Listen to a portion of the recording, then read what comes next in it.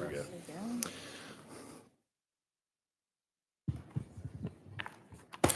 All right, ladies and gentlemen, this is a regular design review board meeting of the City of Milton. I'm Ken Warlick. This is a 7-member board appointed by the City of Milton Mayor and City Council, created for the purpose of holding public hearings and making recommendations.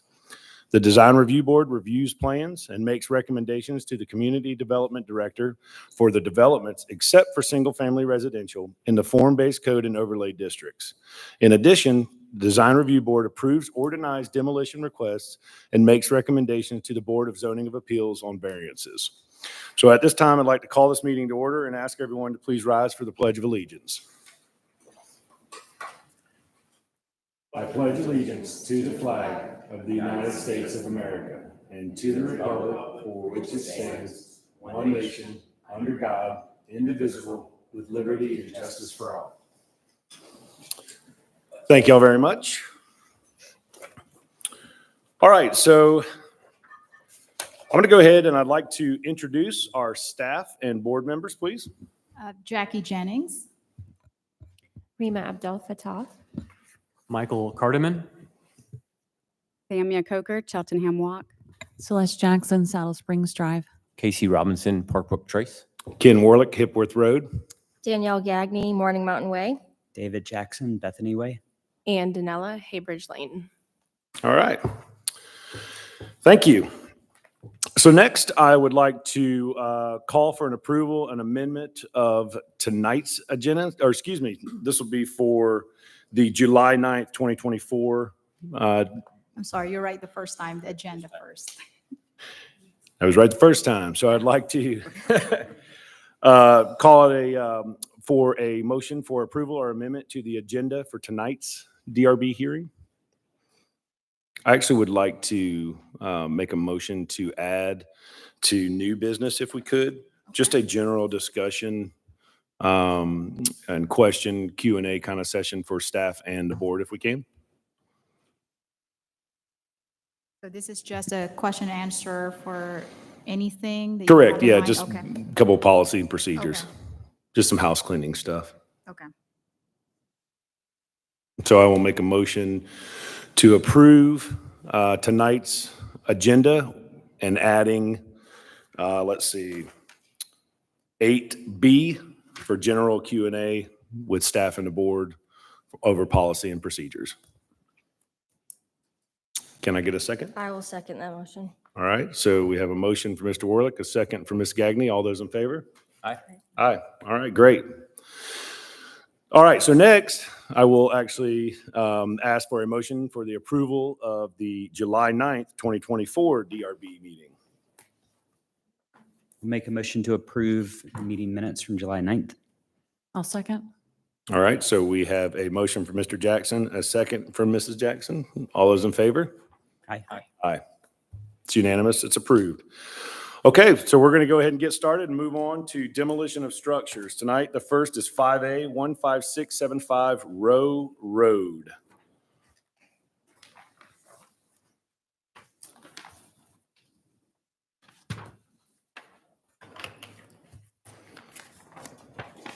Okay, good evening, Mr. Chair and Design Review Board members. Tonight, our first case is located at 15675 Row Road. The applicant is Mr. Scott D. Rees of Brumbelow and Associates, and he's here to request to demolish the existing barn on the property 15675 Row Road. So looking at the site map to the left, you'll see there's two tracts. One is tract 1, bordered in red. The size of that is 21.46 acres. And the one just slightly to the north of that is half an acre, 0.58 acres. So it is zone AG1 within the rural Milton overlay district. And the existing use for that is residential. So this just gives you the aerial view of the whole location. You'll see this is the northwest, a portion of the northwest quadrant of Milton.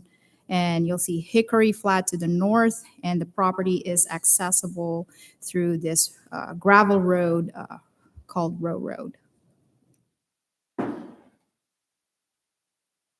This is the site plan that was provided to community development on June 24th that shows the entire parcel. It's going to show you the highlight in red. This is parcel 1. Right to the north is parcel 2. Here's a zoom-in version of the site plan just to show you the limits of disturbance and the location of the barn on the property. So as you can see, it's a little close to the front yard, and it's facing the road. And also gives you the entire setbacks, front and the side yard setbacks. Okay, moving on. So here are photos of the barn and just a little description. You'll see the fencing to the left-hand side of that barn. You have cinder block, the foundation. It looks like intact from the pictures. You also see it looks like weathered pine tree or possibly oak tree. And of course, you'll see some vegetations on the top of the roof a little bit. Also on the side, the walls, you'll see some vegetations around the building. And looks like a very old corrugated metal roof as well.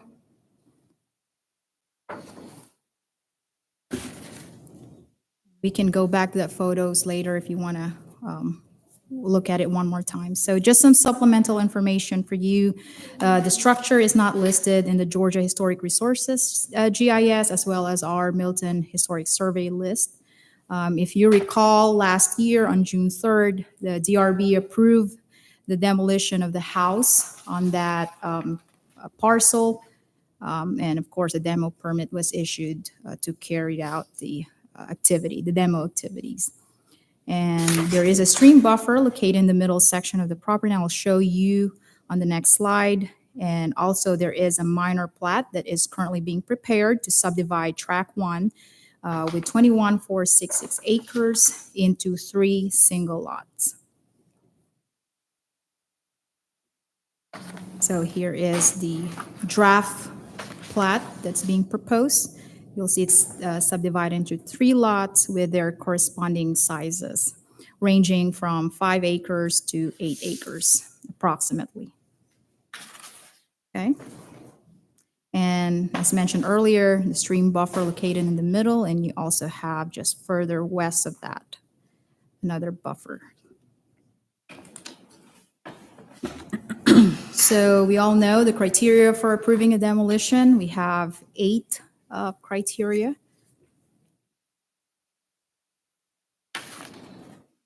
So we have our staff recommendations after reviewing this application that we recommend denial on the following reasons, and I'm going to read it 1 to 5. First one is the existing barn on the property has scenic significance. Number 2, there is a significant importance of the barn to the ambience of the area. Number 3 is the barn adds a rural character to the area. Number 4, the location of the barn is not in the way that prevents development since it is located in the side front yard, and the total lot size is approximately 5.87 acres. And I'll show you this site plan again, just to give you a perspective. Where's the setbacks? Where is the barn? As you can see, the barn is encroaching in that 25-yard side setback line.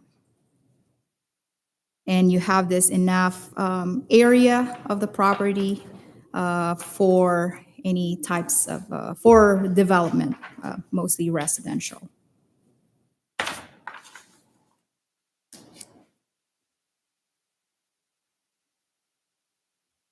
And then number 5 reasons for denial is the barn appears to be structurally sound as shown in the photos and will only require minor repair to bring it to compliance with the building codes. Okay, let's look at the photos one more time. I'm sorry, Jackie, can you say that one more time? The last sentence you just said? So the barn appears to be structurally sound just based on the photo submittals that they provided. So we just look at this photo. Got it. Thank you. And it, you know, will only require minor repairs to bring it to compliance with the building codes.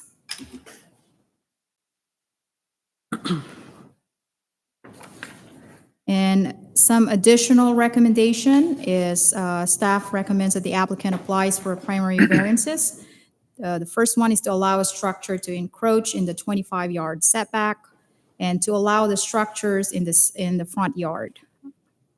And the variance requests can be submitted in conjunction with a minor plat application. And lastly, the variance requests can be overseen by staff so that the property owner does not incur added costs. So in other words, we're going to waive the fee for the variances. So also, I just, and I wrote this on my staff report and just kind of sort of like a gentle reminder for all of us that barns are an integral part of Milton's agricultural history, and there are only a few of those old barns remain in the city. One of the city's vision is to respect the rural heritage by preserving or enhancing its character and maintaining the rural charm that makes Milton. So preservation of old barns does not only tie us back to our agrarian roots, but it also evokes like our sense of tradition, because after all, Milton was built on farming communities. So with that, I'll leave the discussion to the board, and if you have any question for staff, I'll be here to answer them. And if you need a slide, certain slides, maybe we can pull it up. Do we have any questions for staff? Jackie, so you guys don't know for sure if it's structurally sound? Yes, so we have to have someone maybe in person to look at the structure to determine that perhaps our maybe code enforcement and building official to maybe look at the structure. If you recall, we had that case last year with Mr. Ball and Arnold Mill, where we send our staff to evaluate the structure if they are structurally sound. So maybe that's something that we could do. Okay. Any more questions for staff before we bring up the applicant? Nope. No. Okay. At this time, can we have the applicant come? I'm sorry, Jackie, did you have something? No, I'll just leave the pictures. Oh, okay. Good evening. Good evening, Mr. Chairman, members of the board. I'm Scott Reese. We're Bummerlow Reese and Associates doing business at 13685 Highway 9, Milton, Georgia. I'm here tonight representing the Bird family in their application to remove the structure.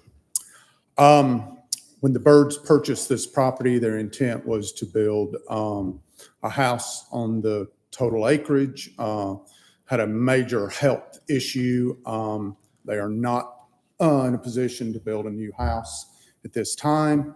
The property has been actively marketed for over a year.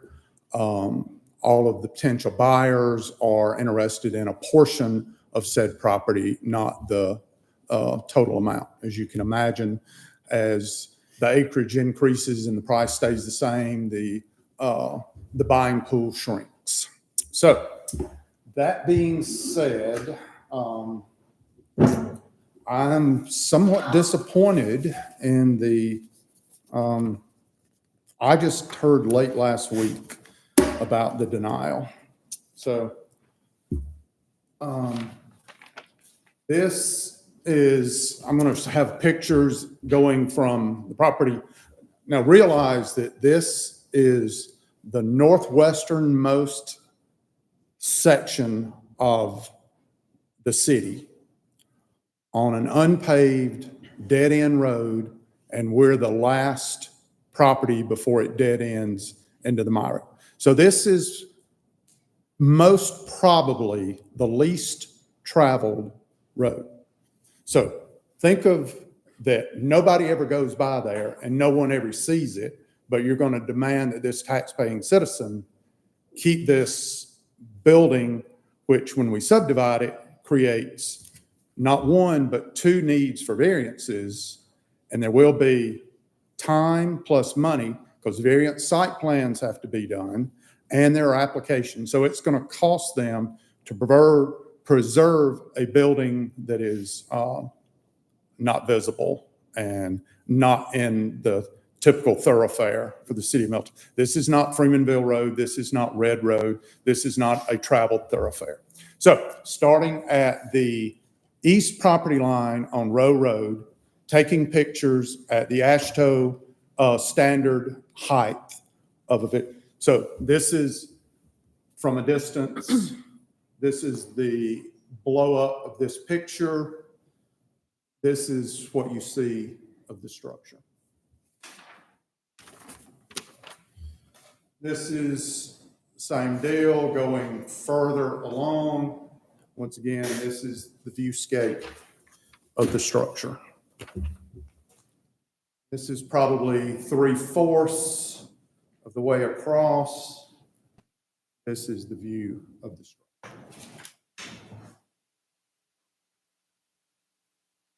So when you go into the cul-de-sac at dead end and look back, this view, this is at the very end, the most that you can see of the building. All right, so when the Birds bought it, the barn was falling in.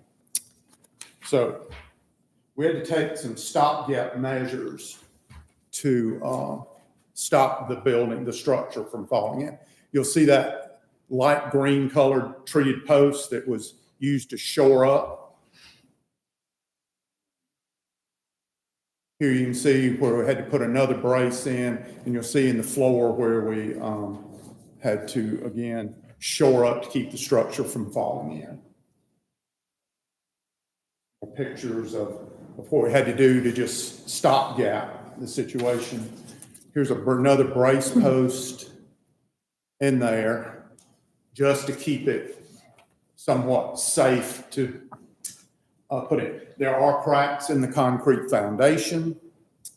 So I'm going to disagree that the structure is inherently in really good shape. I think you saw that the roof is going to have to be replaced. The metal is in really bad shape. Just kind of a... So the barn proposed for the demolition is at the dead end of a low-traffic, unpaved road. The barn is barely visible from the road. The barn is not listed on any preservation list used by the city of Milton. There are structural problems with the barn. Stopgap measures have been put in place to stabilize. The proposed use of the property would make the barn a non-conforming structure that would require variances from the Board of Zoning Appeals to remain. The barn would be too close to the proposed property lines and would be in front of a proposed primary structure. Since these nonconformities would be considered as self-induced hardships, since we would be creating the property lines that create the hardship, they do not meet the criteria set forth by the City of Milton for variance approval. City of Milton standards, as presently being enforced by the BZA, require all variances to meet the 4 tenants for approval, and this structure would not meet all those requirements. And if I had not sat through the meeting a month or two ago with the fence that you guys approved that was denied, I wouldn't be as adamant about this not meeting. So if we're denied and then we go through the process, we're having to put ourselves at the mercy of the BZA on a self-induced hardship. And I don't think that's fair to this property owner. So I'm hoping that you're going to respect individual property rights. These are the 4 tenants required for variance, and we do not meet those. So I do understand as a 7th generation Miltonian that you would like to preserve the rural heritage. I think we're a little bit late on some of this. And if this barn was on a well-traveled street, visible from the road, I would have a different opinion. But in this case, you're really reaching out very far on the tip to say this barn is integral to Milton's quality of life when it's at the dead end of a non-traveled street, that you would basically have to trespass on the property to get a full view of the barn. That's basically all I've got to say. If you've got any questions, I would be glad to try to answer those. Thank you. Do we have any questions for the applicant? I do have two. Yes.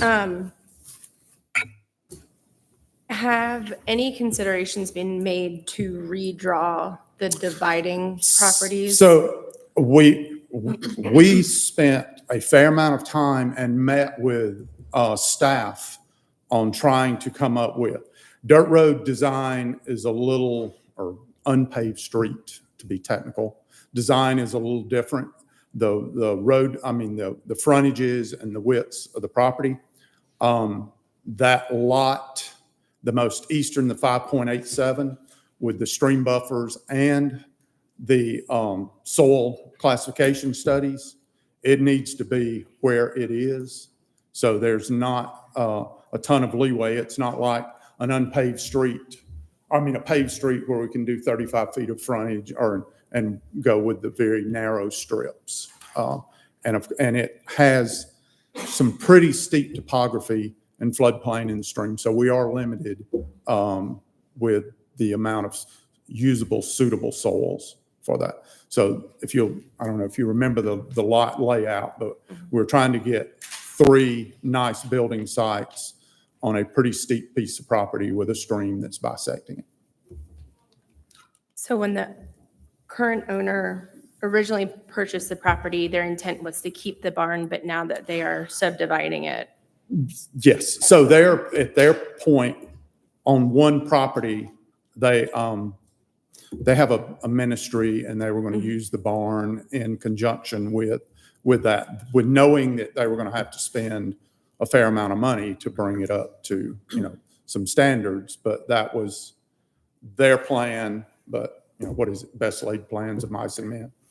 So they're in this situation now and they want to sell. And like I say, it's been on the market, actively marketed, and no one was willing to purchase the entire parcel because there's going to be a pretty good expense in crossing that creek to the back. So you're going to have to, the 3-lot division is the best use for the property. Do we have, or do you have any idea of the age of the barn? So I went to my source. My dad, who will be 95 in a few months, happened to have graduated high school with Ruby Long, who built the house and the barn. So they graduated from Milton High School in 1947. And at his best recall, he thinks they got her and Jack Kuykendall married in about 1951. He guesstimates the barn, because her family lived across the street and there was a very old house, and they divided this 40-acre tract to her and her brother.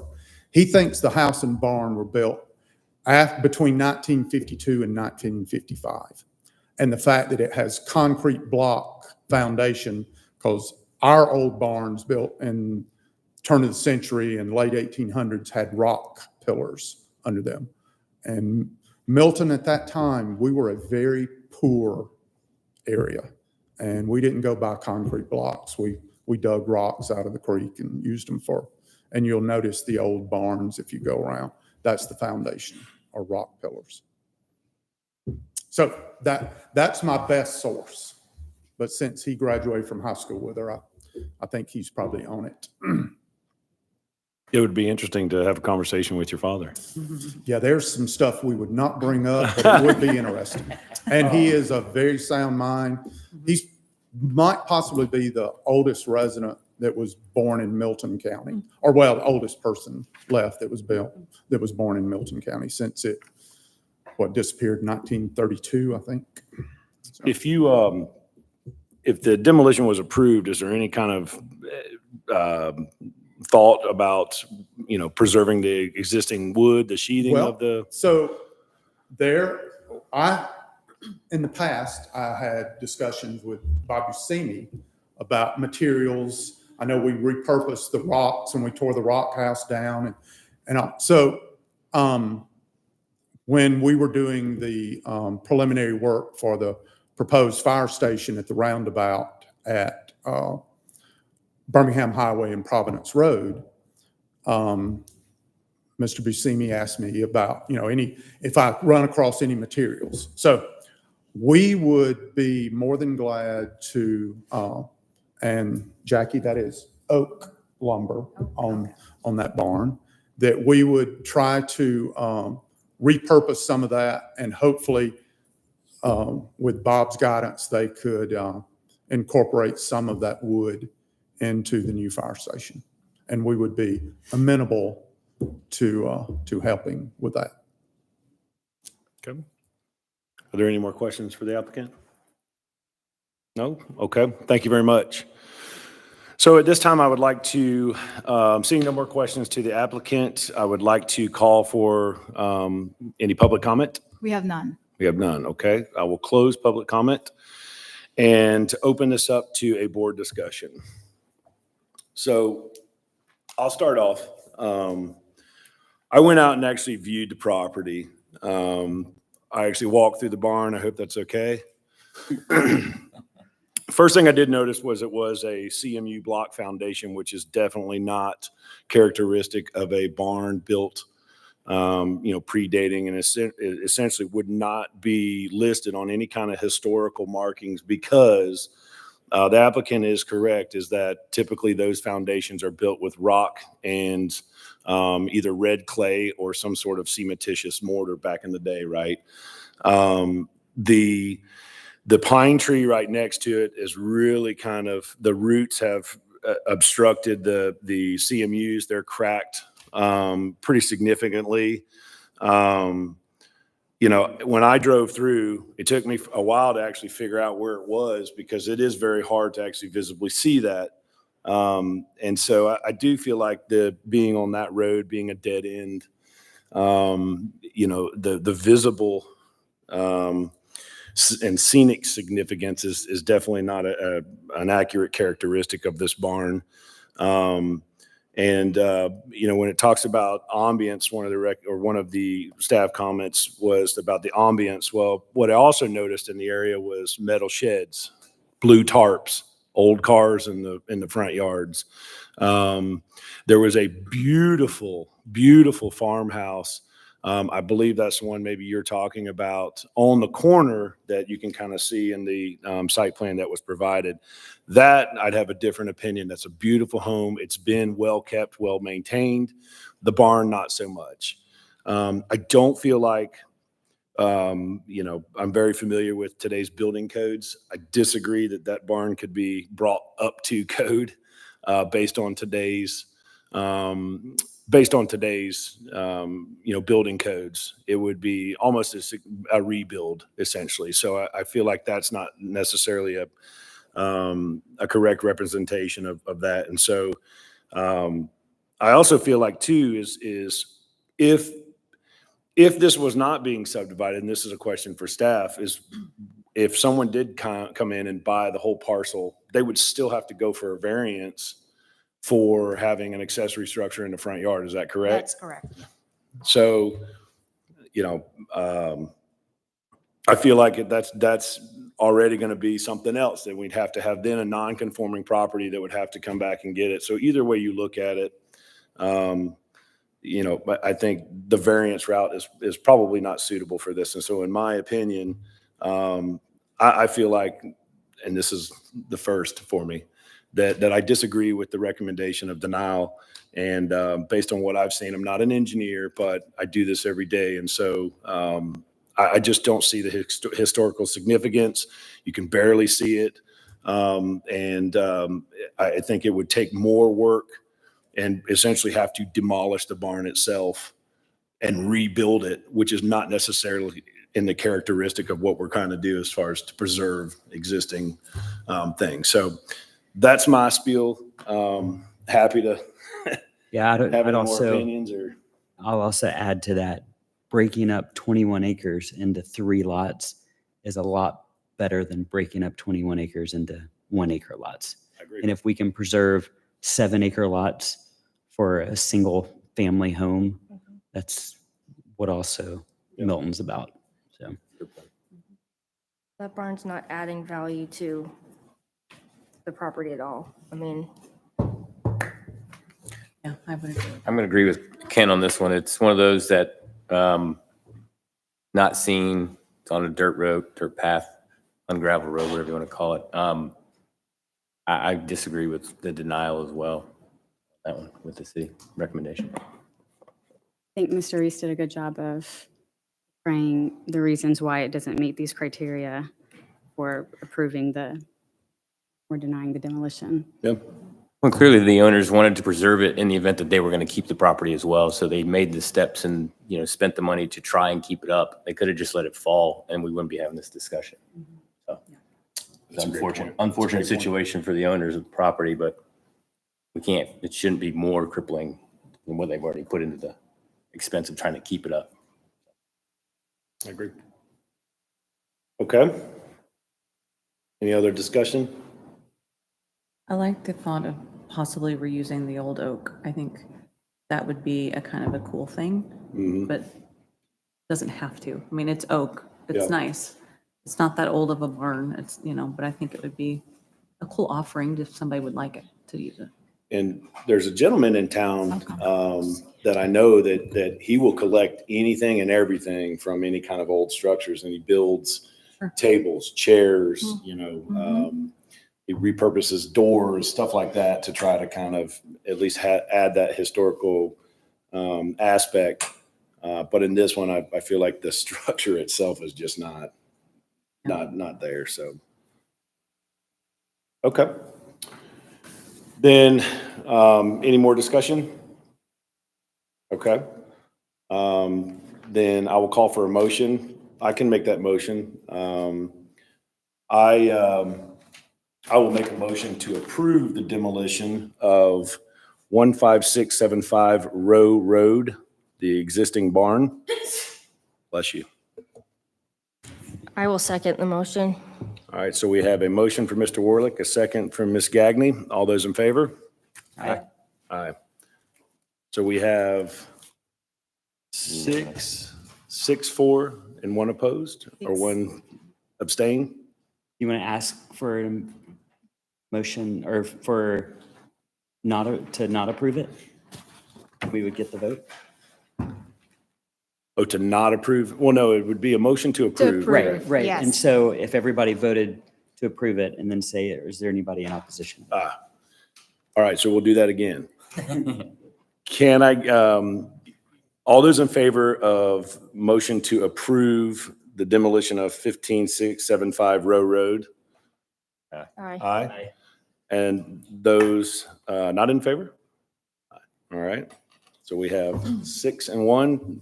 Motion passes. It's approved. Thank you, Mr. Reese. I think you did a good job in explaining that.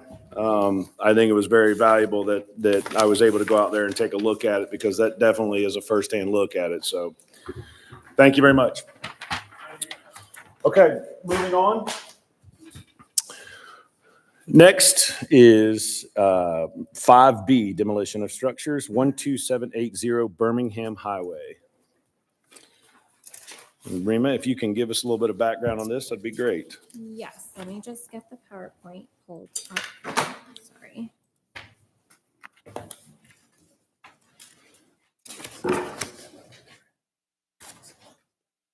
Mm-hmm.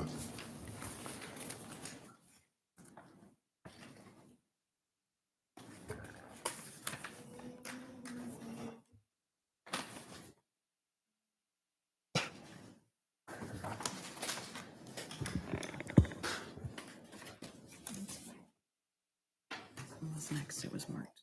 Row.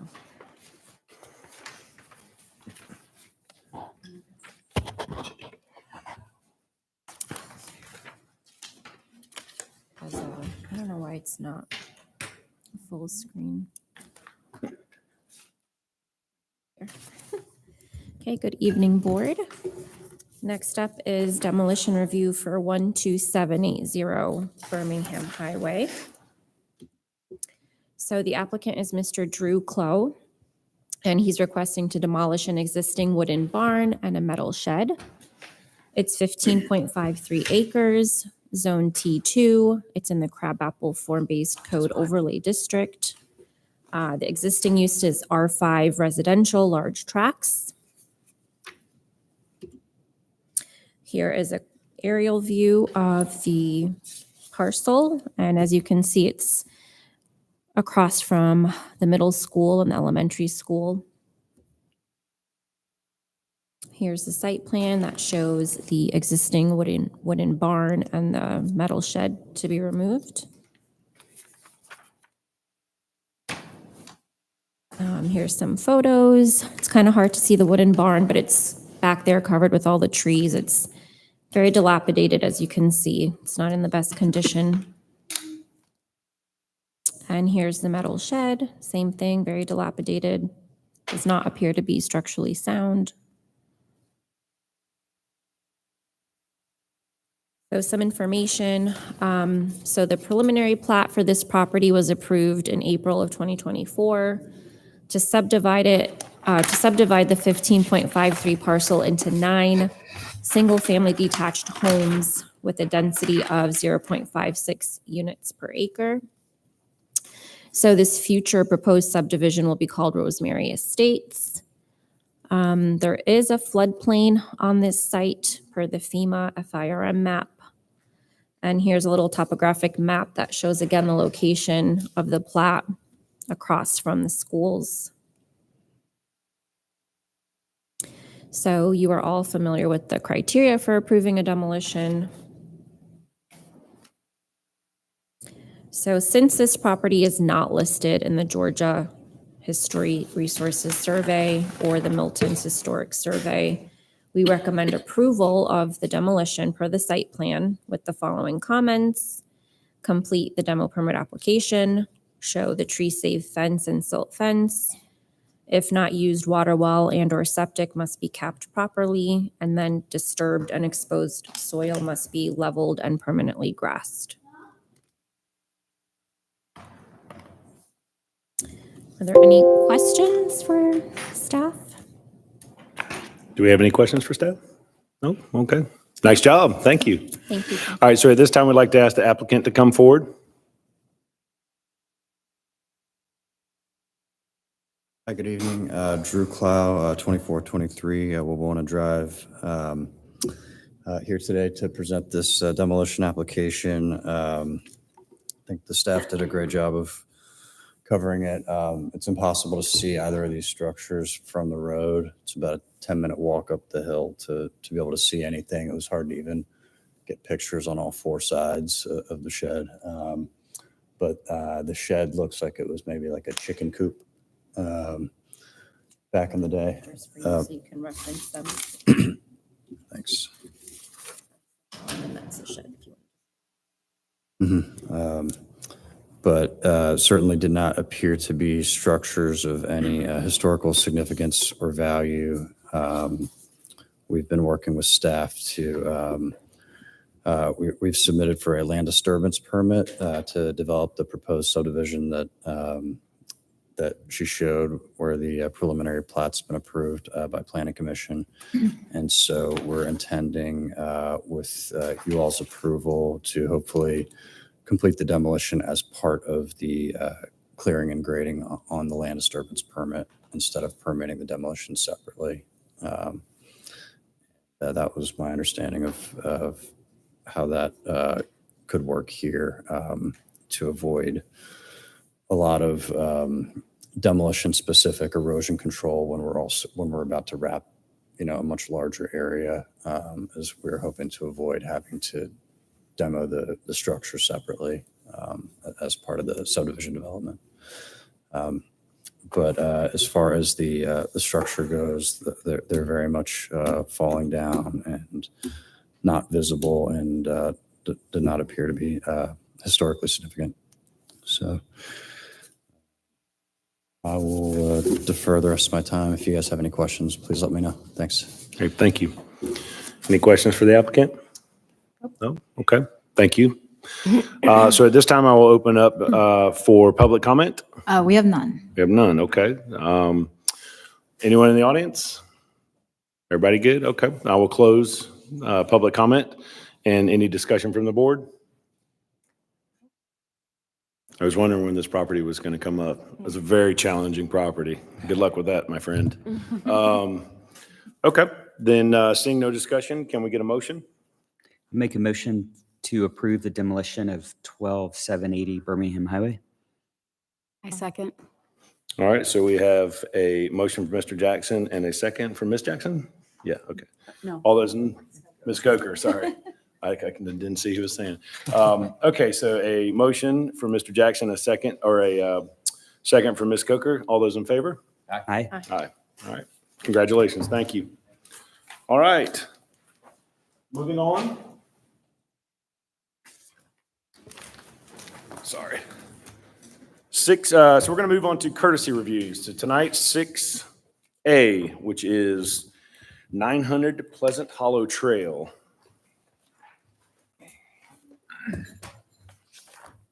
Good evening. Good evening. Great to see you again. Yeah, good to see you all. Have a full board tonight, so welcome. So tonight I am going to give you an overview of a proposed use permit and concurrent variance at 900 Pleasant Hollow Trail. Here is a location map. It is just west of, it's a couple of subdivisions west of the Union Restaurant off of Providence Road, but it is within a platted subdivision that does not have an active HOA.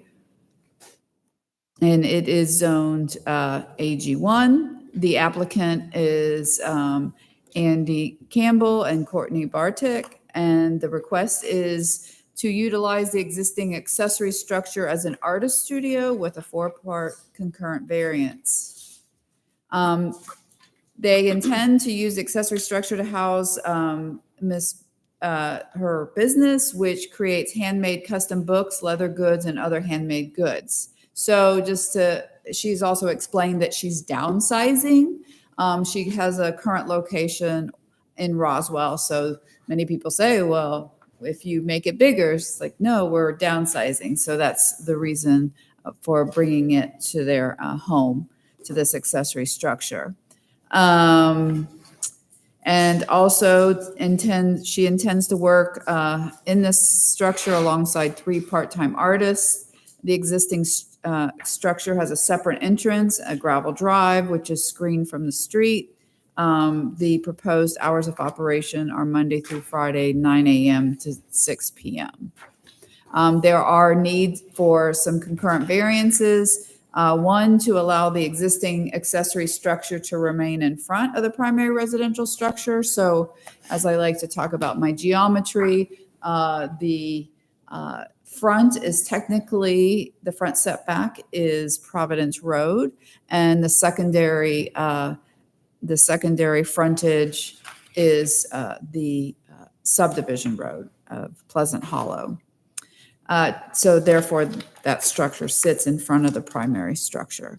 And then to allow the existing accessory structure to remain as is without being designed in accordance with the predominant commercial building types. So what happens is that we have a use permit for artist studio, and we have different categories for our use permits. And this comes under quote unquote commercial. And so that's why it is required per the code to be consistent with commercial building types. Number 3 is to allow the existing accessory structure to remain as is without having a ratio of openings to solids from 30 to 50%. Again, it's a barn. It doesn't have a lot of openings, and that's what the applicant is requesting for it to remain as is. And lastly, to allow the existing structure to remain as is without the existing structure having the same window arrangement as the side with the principal entrance. Again, this is a reference to commercial building requirements. Just going back a little bit, it is within the rural Milton overlay district. That is what dictates many of these regulations.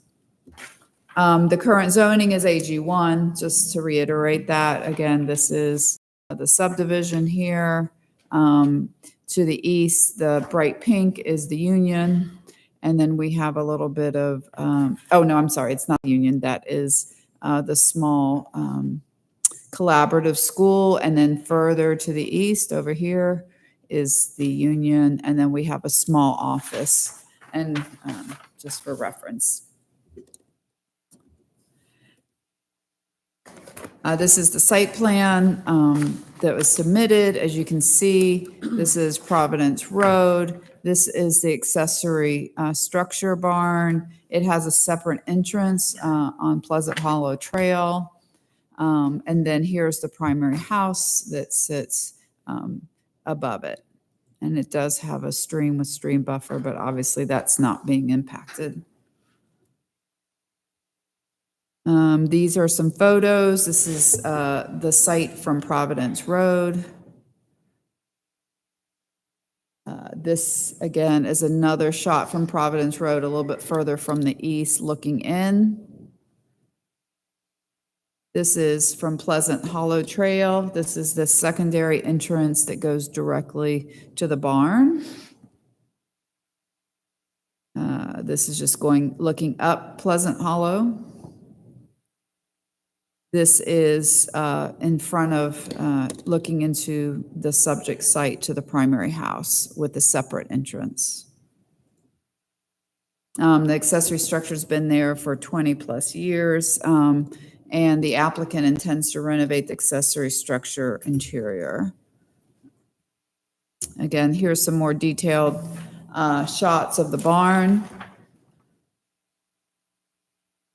This is the back of the barn, side of the barn facing north, and then side of the barn facing Providence Road. But as you could see from previous pictures, there's a fair amount of screening from Providence as well as Pleasant Hollow. And with that, I'm open to any questions, and we're here tonight just to get some feedback from you. So when we present to the Planning Commission, we can let them know what your opinions are and recommendations are on this case. So, Just to be clear, our recommendations would essentially be on the architecturals and the correct, yeah, aesthetics of the Yeah. building, correct? Mhm. Okay. Any other questions for staff? Was it ever used for housing animals?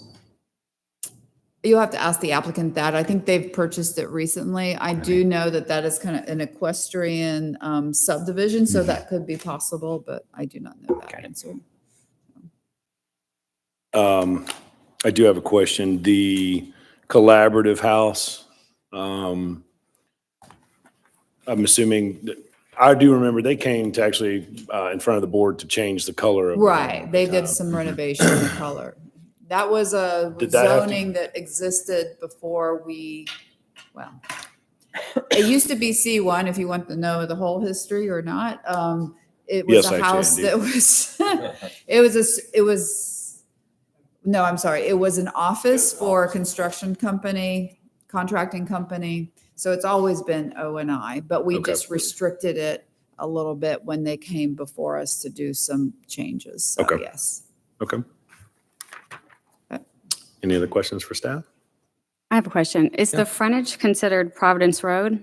It is the front, and then the Pleasant Hollow is what we call a side corner. So we determine the front by what is the shortest frontage on a corner lot. So sometimes it's like, so the house is facing Pleasant Hollow, so just because a house doesn't have to face, it can be in reverse if it wants to be. We just look at the geometry of a lot. It's the shortest lot line, correct? Yeah, it's the shortest frontage is facing, the yeah. front, which is 60 feet. And then the side corner, which is the longer dimension along a road, is 40 feet. Yeah.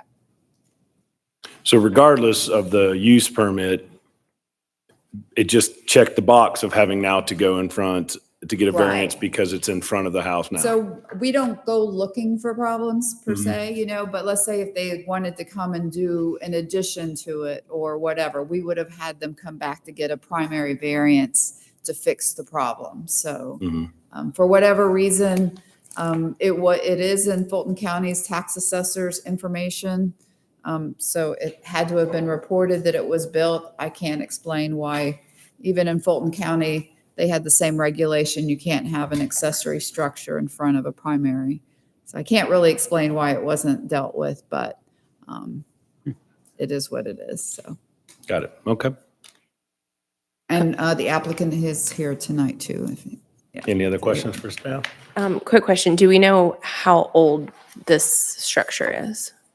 I mean, it looks I believe fairly-ish. It was like at least 20. I looked it up. I think it was the early 90s or late 80s it was built. So before Milton. It was before Milton for sure, yeah. Mhm. Okay. Okay. Any other questions? No? Okay. Okay. Thank you so much. Can we have the applicant come forward, please?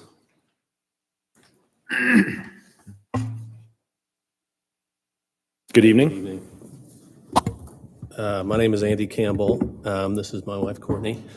We live at 900 Pleasant Hollow, and we want to renovate the barn to use for her business, which is a handmade, custom-made leather books. And so she gets leather hides from cows and such and turns them into custom-made books, which is why we've classified it as an artist studio, is because it's really artisan work. So that's what we want to do. We were going to do it as a home-based business and just do it in the basement, but because we have the barn and the barn is just used for storage currently, figured it'd be better to use in the barn. And then we kind of got into this special use permit process, and so here we are. So that's that's kind of the backstory of how we are where we are. The barn, I think, is around 25 years old. I don't think it was used for animals, but I'm not sure. It's got a concrete floor versus dirt. As far as the front or the side, I mean, that's a code thing, meaning the front of our house faces Pleasant Hollow Trail.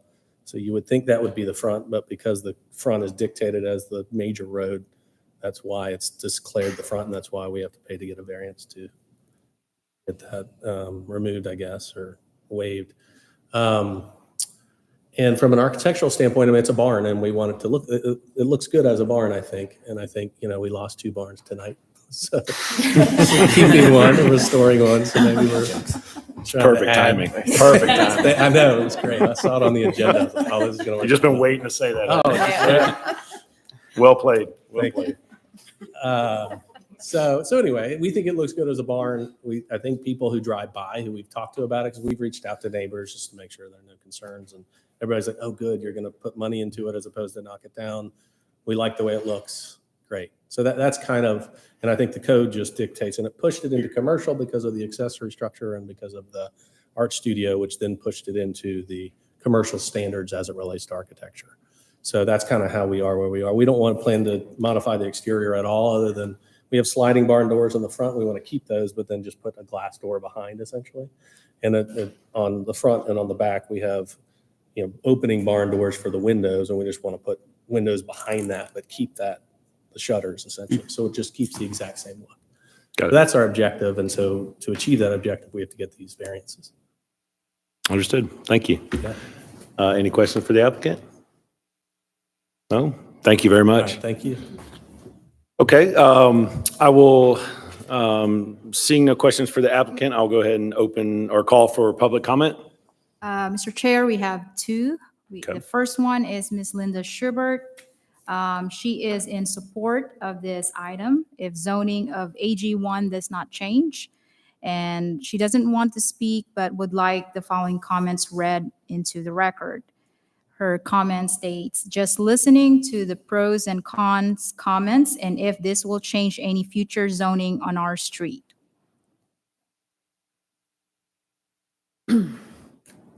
This will not change the AG1 zoning. I like to compare this to cake. The zoning of AG1 is the cake itself, and the use permit is the icing that goes on top. And so it just allows for an additional use, but doesn't change it to C1 commercial or anything like that. This is a very low intensity use, so. Can I ask a question? Yeah, go ahead. So does the use permit continue if the homeowners sell it? Correct. Do the So new owners? if the city council chooses to approve the use permit and the concurrent variances, they would go in perpetuity with the property. And But so, yes. Only for an artist studio, Correct, correct? For that yes. specific use. Right. Okay. So when we haven't written the recommended conditions yet, but we usually like to make it very tight. So, so for example, we only have one other artist studio, and that is on Birmingham Highway, and it is the artist who created the big winged thing in Bell Memorial Park. And he basically is a very sophisticated person who works with iron. What do you call those? Like horseshoe people? Yeah. Anyway. A couple other terms. Yes, but I yeah, know. we'll go with that one. So he has a shop on Birmingham Highway that is very loud and very noisy. So he couldn't go and move into this barn because he's very specifically that use. He can't just come over here. Oh, I'm an artist studio. I want to buy that house. I want to move my equipment there. So this will be very specific to, in all likelihood, it'll have a condition to speak to bookbindery or something like that. Got it. So Yeah. there's not going to be jellies or jams in a couple of years. It would have to be that, right? Right, Okay, exactly. got it. Yeah. Okay. Yeah. Okay. Could Does that answer your question? it does. And so could the next owner use it for another purpose, or would they have to come to the city and ask? If we make it very narrow, so we have something. But could they house animals in it in the future if it's an yes, actual by barn? right. Yes, they Okay. could do that. Yes. Okay. Yeah. It won't take away its underlying right Okay. to That's do what I that. was- And in fact, a barn housing animals is allowed to be in front of the house. So then, okay, well, you wouldn't have needed that, but that's not what they're using for. But yes, it won't take away that right. Or even if they just want to keep their lawn mowers in there or whatever, or have a gym in there, they can do the normal accessory type uses. So they could technically do bookbinding in there, but because they're doing it for retail, then you're having to get Right, so she could I- set up shop in there and do her thing, but because she's selling retail and trying to make it a home-based business, then that's what requires So the, it's not going to be home based. So that's why I didn't really get into it, but I'll be happy to explain. So Okay. Yes, she please. submitted her business license for this business, and she was very clear that it was in the accessory structure, which makes sense. But you can't have a home-based business in an accessory structure. So that kicked us over to figuring out how can we help her have her business there. And luckily, we created this artist studio use permit a few years ago. So, okay, this is the closest use we have for her to apply for because she doesn't qualify as a home-based business because it's outside the physical home. Yeah. got it, okay. Yeah. But if it was attached with the breezeway. Yeah, it then would be fine. If technically- they wanted to make this really long breezeway to their house, it would be okay. I think I got it. Okay. Okay. Thank you. Uh-huh. Wait, sorry, All right. Robin. One last question. Yeah. So if they get into this process and they find that exterior modifications do need to be made, would they come back in front of us for that? If it was major ones that they needed to do because it is a non-residential building, we'd probably have, kind of like how you guys review other commercial buildings, we would. But I think this is, and you can ask them this, but I believe that this is the way they want it to be, the way it looks, except We for could- that window. We could make a recommendation to stay as is. Right. Right? No modifications to the exterior. And then if it does pass and go through, if they choose to make some sort of exterior modification, They then can it come would back. have to come back through. us. Just kind of like the color of the collaborative Yep. building. Sure. Okay. Sure. Okay. Okay, We had have another our- public yes. comment too, correct? So our second one is from Mr. Ed Schubert. He also doesn't want to speak, but he is in support of this item, and this is his comment, and I'll read. Does the owner applicant have a present or future interest and changing zoning from AG1 to whatever zoning is that. And I think you've already answered the question. I believe so. That's the, Yep. okay. Okay. Sure. More relevant to the planning commission and council, but it's not open to the public, the art studio. She's just going to do her work there essentially. And then there'll be no signage or anything. So it's just essentially like someone working from home, essentially. Got it. Thank you. We have someone in the audience for a comment? I already did. Just change it. Okay. Are you Yeah, go ahead. Ed Schubert? Yeah, Ed Schubert. Okay. We approve of we have no objection to this use permit. But my question is, if they sell, a artist studio is a broad statement. So, if they ever sell and somebody decides to make horseshoes in there or do some type of different artists, whether or not that's iron, metal. So can we make that more restrictive? And because it is a broad statement, an artist studio can be anything. Correct. So again, we don't object to their use, but they may not be there forever. And what's an artist studio? That's a broad statement. So if we can have some restrictions built for bookbinding business, certainly, but what else can that be?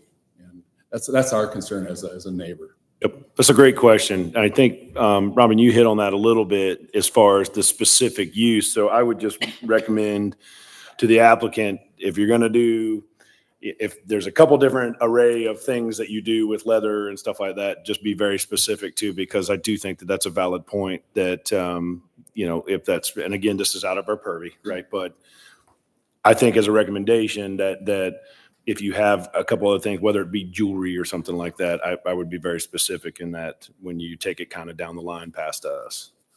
So yes, that's what I had stated earlier, that once it gets to planning commission and city council, we'll have a set of recommendations that will tighten up the use exactly to what I said. We don't want, the ironsmith coming in with their big metal hammers and stuff and disturbing the neighborhood. So we totally get that, and that'll be addressed before the planning commission. Did that kind of help for you? Okay, great. Thank you. Okay, any other public comment? Seeing none, I'm going to go ahead and close public comment, and I will open up for board discussion. So if this is approved and it becomes this permit with this artist, I mean, does it limit how many employees, or is that something that they stipulate in? I believe staff could answer that question, but in my opinion, I think. Everybody to put their microphones close to you. I Oh, sorry. Hear you. I- Okay. Sorry. I gotta listen. I was just asking if this were to be approved, would there be any type of stipulation on how many employees they could Yes. house? Yeah, well, it can be one of the conditions. They're saying there's 3 part-time employees plus them. So those are the kind of things that we can condition it to. Again, that's a little bit outside your purview, but we hear you. So we're just seeking your information about if you agree with the concurrent variances, because they're really involving more the design aspect and requirements of the code. So, but Yep. yes, we hear you definitely about that. Okay. I like the barn. I like how it is. It looks rustic. It, to me, is, I know it's newer and there's not as much historical value, but I think it brings the intent of kind of Milton. Whether or not what goes on inside of it, I think that's for the other boards to decide. But as far as I'm concerned, I like it. I think it fits a barn to a T. Every day I drive by it at least 5-6 times a day. And I would just say, for me, I would just recommend that it stays exactly as it is, right? No changes to the outside, no changes to the gravel drive. Inside, we don't have any kind of authority on that. And so I would just say, for me, I would just recommend just keeping it exactly as it is and no changes. And if there are any kind of significant, color / pattern / any kind of exterior stuff, then I would say that we would like to see it back through here. And that's really kind of my opinion on that one. I think that when you look at the variances, if you keep it as a barn, it makes more sense for an art structure, and these variances really don't apply, such as the frontage with Providence and being in front of an accessory structure, and then all of the commercial guidelines. I think it's better as a barn. You know what? You hit the nail on the head, because I think if we did go in there and say, hey, we've got to put windows and we've got to do this and got to do that, then it won't look like a barn. Right. Yeah. And it actually would make it more obvious from the road than what it's been for the past 20, 25 years. So that's a great point. I also think the topography or the plat wouldn't allow it to be behind the house. Yeah. But even if they came to request a variance for to build something in front of the house, they would get that variance because of the site plan. Yeah. And the stream in the back. So yeah, you're right. Okay. Well, there's no HOA either in that very prominent neighborhood. So it's one of those things that every houses have a different look in that neighborhood from what I've seen down that road. So it's been there for a while. It's, as long as the neighbors are okay with what they're trying to do with it. Okay. Sounds like they're- So architecturally speaking, we kind of all on the same page here. Okay. All right. Any more discussion? No? Okay.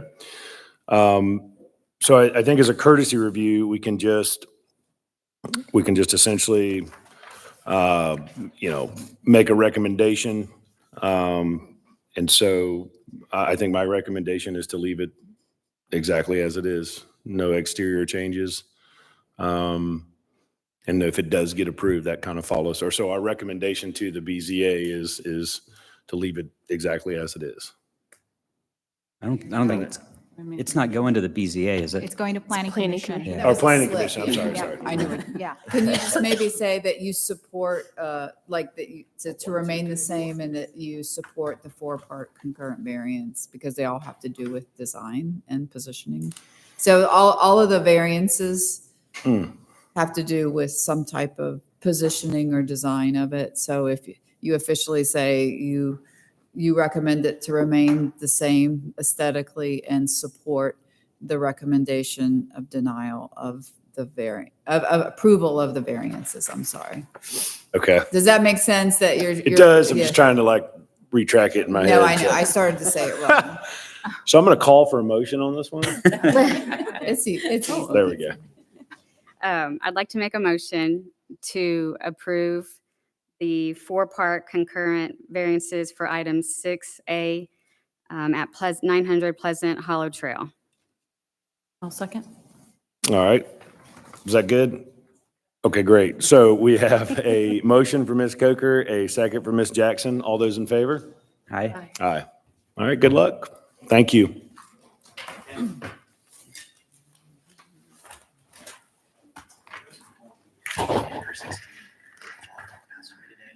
we make a motion? Put her next. 16. Yeah. That's first. Next agenda. Yes, next item. Oh, yes. Yeah. Okay. All right, so, ladies and gentlemen, I would like to make a motion to tonight's agenda for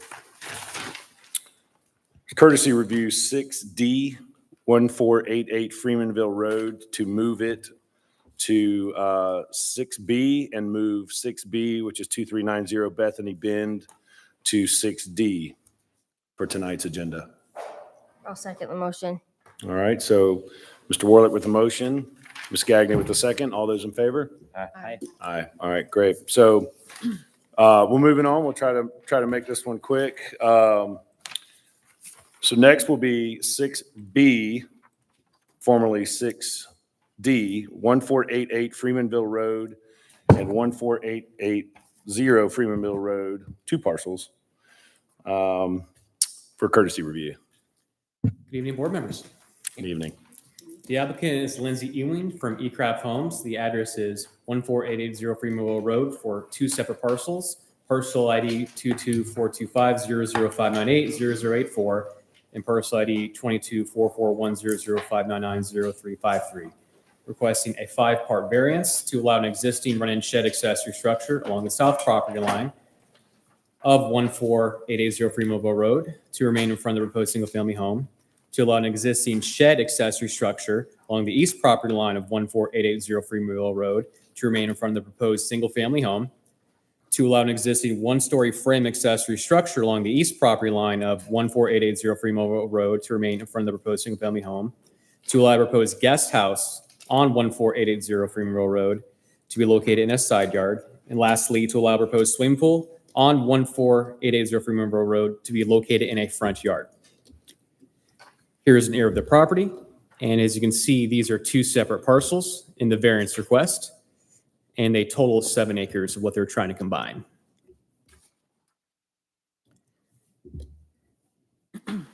The zoning is AG1 agricultural and located in the rural Milton overlay district. The CUP located to the west and south is White Column subdivision. The size is 7.02 acres. The length is 857 feet and width is 579 feet. Total setbacks are 60-foot front, 25 side, and 50-foot rear.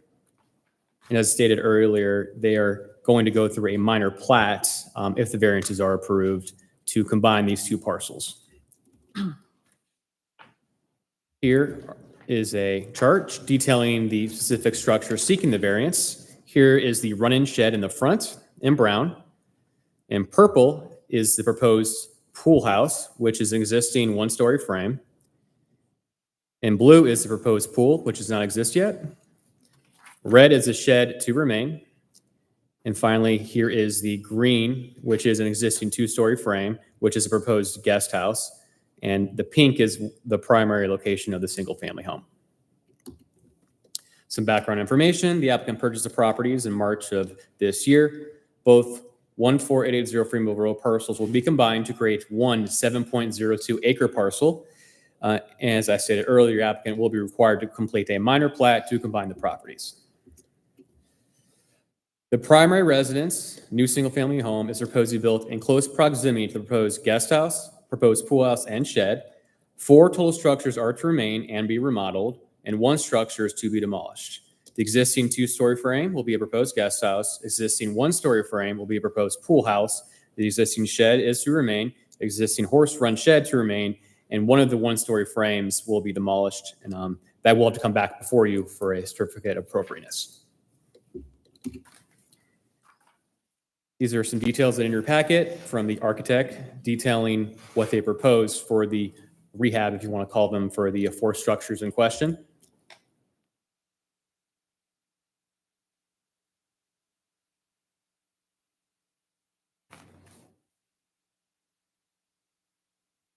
And I have a blow up on a later slide that shows the layout of what they're proposing. This is the inspiration for the pool house, modern details added to a simple farmhouse structure. The guest house.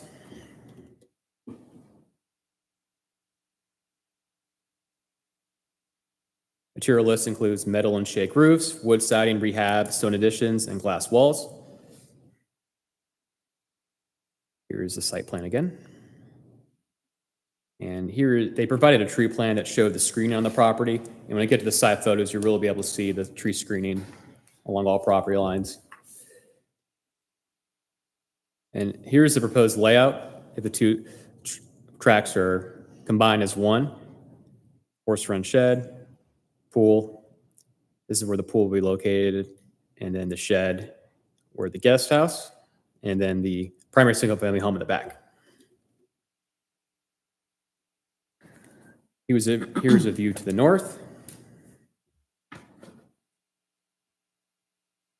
View to the south. View to the east across Freemanville Road. And view to the west, showing the closest house in white columns.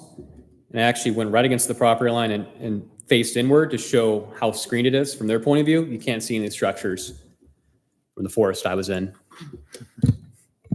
That's helpful. Thank you, Michael. And here's the first structure at hand, the proposed pool house, existing one-story frame. Can you go back 2 more photos? I'm sorry, right there. Does that house need 4 gas meters? Wow. I'm sorry. Please continue.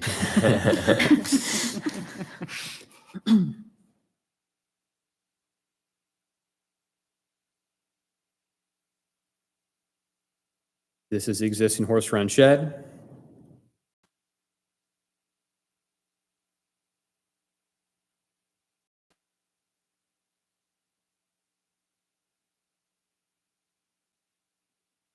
Existing shed. And if you look behind the shed, that's where the pool house is. And you can just envision this is where the pool is going to go in front of the shed and pool house.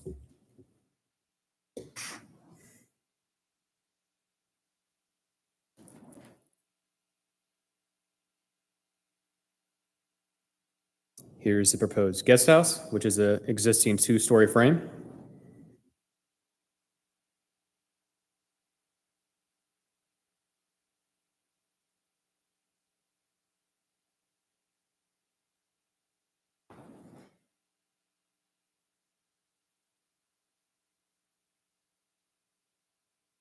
And this is a proposed 1-story frame to be demolished, which requires a DRB application to demo, which will come back before you.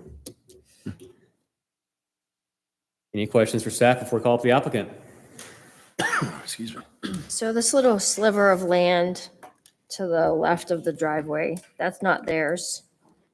So they own the property to the north and south. Let me go back to the aerial. So can you see on the screen? They own lot 1 Okay. and proposed lot 3. Okay. So essentially it's landlocked currently if you go to the map. So this property with a house on it, it doesn't have any frontage at all. Okay. So what they're going to do is extend this property downward towards Freemanville Road to give it frontage. And then they're use the remaining of this parcel to be part of the main lot. Okay. You see right here. Okay. Essentially, they're making lot 1 conforming.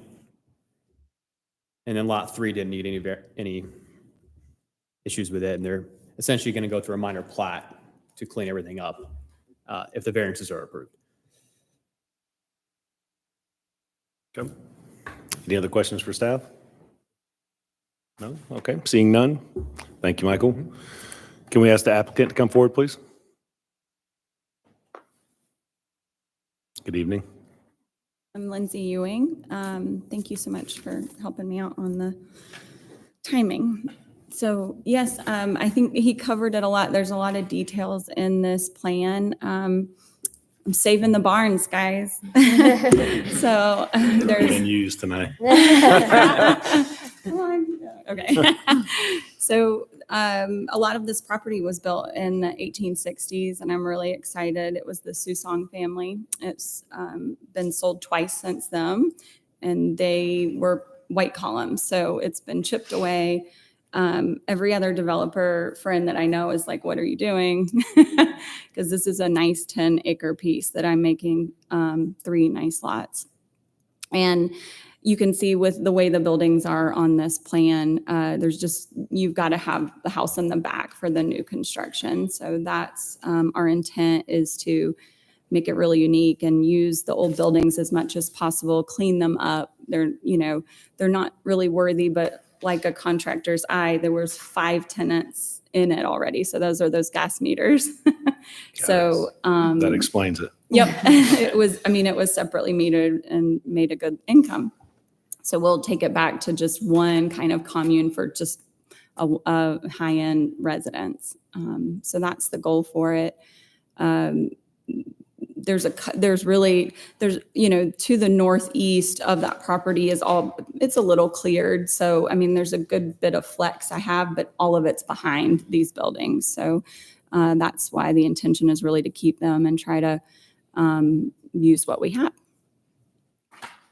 Got it. Thank you. you have any other questions? Any questions for the applicant? Is this Michael Turner's old property? Yeah. Okay. I have one quick question. It looks like on the proposed layout, Mhm. and it may just be outdated or misrepresented, but it looks like the driveway is on that third lot. What I circled too. Is that the intent? Because I think I see it At as a one new point- driveway. Yeah, at one point we did look at doing like a shared from lot one because it's an existing driveway and it has like an old road bed that kind of curves around. Our intention, we're not sure yet. It may be easier to just make it two because nobody likes sharing. So we are applying for 3 driveways. There's 2 already approved, but we are applying for 3 just in case. Okay. Okay. Any other questions? Seeing none, thank you. So I will open up for public comment. None? Yep, we have none. None, okay. And I will close public comment and open up for board discussion. I think from a design standpoint, this is probably my favorite that we've ever seen. I think. Quite contradictory from what we typically see up here, right? Yes. Sure. I think it does an amazing job mixing the old, preserving the old, but keeping, with the new as well. And primitive is probably my absolute favorite style. So I love this design-wise. I think it's amazing. It's rare that we have someone come in that wants to utilize the existing, albeit they're in the front now, but based on the existing home, it would just be kind of behind that, and it's such a large lot, and that's a large piece of property to kind of make you tear down all the stuff that they're willing to kind of put the money into rehab, which is excellent, I think. And so that does kind of fit in the character of Milton and preserving value in history, right? So I would agree with you on that. Okay. Any other comments? Discussion? No? Does someone want to make a motion? I can make a motion. You got this. I make a motion to recommend approval of the variances for 14880 Freemanville Road as stated. I'll second that. Okay. So we have a motion of support from Ms. Danella and a second from Mr. Jackson. All those in favor? Aye. Aye. All right. Good luck. It looks beautiful. Nice job. Okay. So moving on, we will now go to, Bethany Bend, right? yes, Okay. 6D, 2390 Bethany Bend, courtesy review. 6B. It's spelled 6B. Original 6B. The applicant is Cesar Pedro, and the address is 2390 Bethany Bend, requesting a 5-part variance to allow an existing concrete patio, accessory structures, and driveway to remain inside the 50-foot undisturbed stream buffer, to allow a new single-family home renovation and wing wall to encroach into 75-foot impervious setback, an existing concrete patio, driveway, and accessory structure to remain inside of the 75-foot impervious setback, to reduce the 25-foot minimum side yard to 17.7 feet adjacent to the east property line, and reduce the 50-foot minimum rear yard to 43.1 feet adjacent to the north property line for proposed home addition/renovation, to allow an existing accessory structure to remain in front of the proposed single-family home adjacent to the west property line, and finally, to allow a proposed swimming pool to be located in a front yard. Here is the area of the property.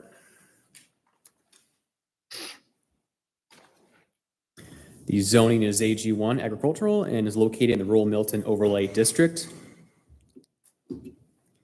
The site is 3.9 acres with length of 687 feet and width of 283 feet. Global setbacks are 60-foot front, 25 sides, and 50-foot rear. Some background information. The applicant purchased the property in December of 2023. The footprint of the home renovation is not proposed to increase inside the 75-foot impervious setback or the 50-foot Milton stream buffer. Rather than seeking a variance to expand the house closer to the stream west, the applicant is seeking a variance to the rear, north, and side yard east for their home addition. The applicant is also seeking a variance for an accessory structure to remain in front of the house and a proposed new pool to be located in the front yard. Here's the site. And this is what the engineer put together, which I think is very helpful. It's all the structures inside all the buffers. And you can see on the right, the pink is the addition, what they're proposing. The garage/home addition is in pink, going eastern and northern, rather than seek any type of encroachment inside the 75-foot impervious setback or the 50-foot stream buffer. Here's the view to the south across Bethany Bend. View to the north. View to the east. And view to the west. Here's the primary single-family home.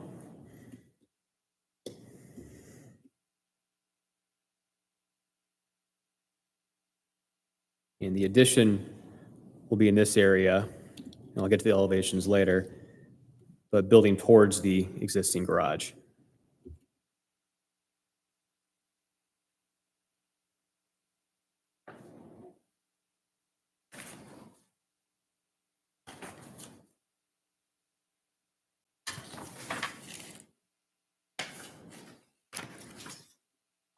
But pretty much this line right here, where the chimney is where the 75-foot starts.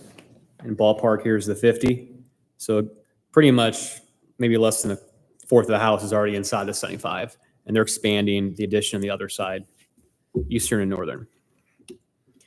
Here, your existing shed in the 50-foot Milton stream buffer, which is proposed to remain.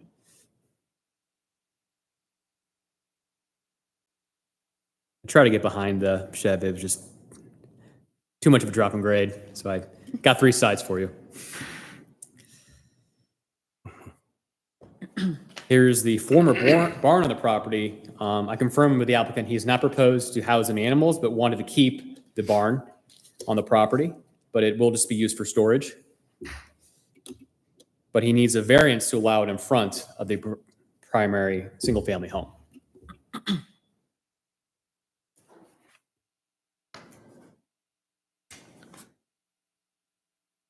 And here are the renderings.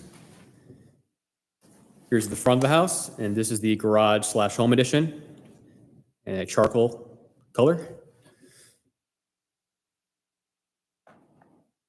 And here is the pool in the front, as shown on the site plan. And here's the back/side of the property. And the wing wall. Here are the 4 support letters: 2400, 2410, 2340 Bethany Bend, and 2575 Bethany Creek Court.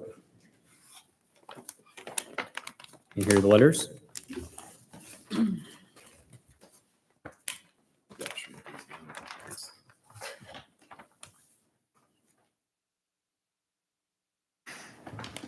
Any questions for staff before we call up the applicant? I have a question for you.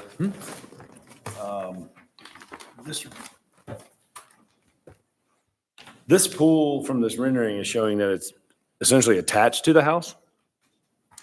That's what I'm trying to look at. the site So plan. we're asking, I just want to make sure that I'm clear, is that even though this is technically considered in front of the house, is it not technically part of the house? Yeah, because it's behind the heated area. So there's it's technically in front because the heated area is like 15 feet back from the pool. So it's technically is in front, even though it's I get what you're saying. So we consider that pool decking extended outwards in the front. Okay. Because the thing of it going to the backyard, it'd just be pool decking essentially. Yeah. Going. Okay. But I will say from this picture, walking back to the property, it's very hidden. And you can't see the house from the street. All right. Okay. Any questions for staff? No? All right. Thank you, Michael. May the applicant please come forward? Hi, how are you? Yeah. I'm Cesar, Cesar Prado. I'm the owner of the lot. We just want to raise the house to maintain the existing building. Because of the creek, and the distribution of the house, because in front of the house is the living room and the dining room. It's not at the back. So we have to do the pool, all the recreation area in the front, because in the back is just a small piece of the lot. And increase the building to the right, to the east, to have garage and additional room for guest rooms. And we have 2 kids, 11 and 8, so it would be great to have a pool. And that's it. It's not too much. Thank you. Any question Any questions? I may? No? Okay. Thank you very much. Thank you. Oh, I got a question. Oh. Sorry. What are you going to do with the I don't even know what it is, the horse or dog training area in the front? Throw it away. We're putting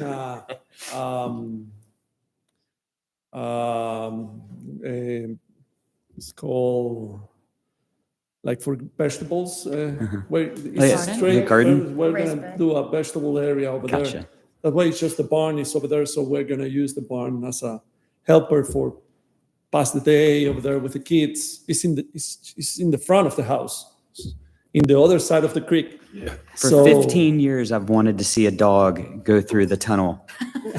And I've never seen it. That's right. I know. No, Okay, thank you. Change that. I actually did have one other question. Do you have any plans for the existing barn?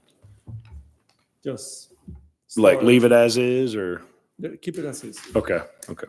We're not gonna change it. Okay. Okay, thank you. All right, so if there's no more questions for the applicant, I'll open up for public comment. We have none. We have none. All right, then I will close public comment and board discussion. One thing I would say is he doesn't really have any choice. I mean, if he wants, I mean, the site plan is very limiting and you can't see anything from the road. So, Yeah, I mean, it's essentially cut in half by the stream. yeah, So Nice there's your hole of hardship right there. yeah. Yeah, nice hole of disc golf in though. Yeah. And the topography too, based on the site plan too, is pretty difficult as well. Like you said, you couldn't even get around to the back side of it. So I think that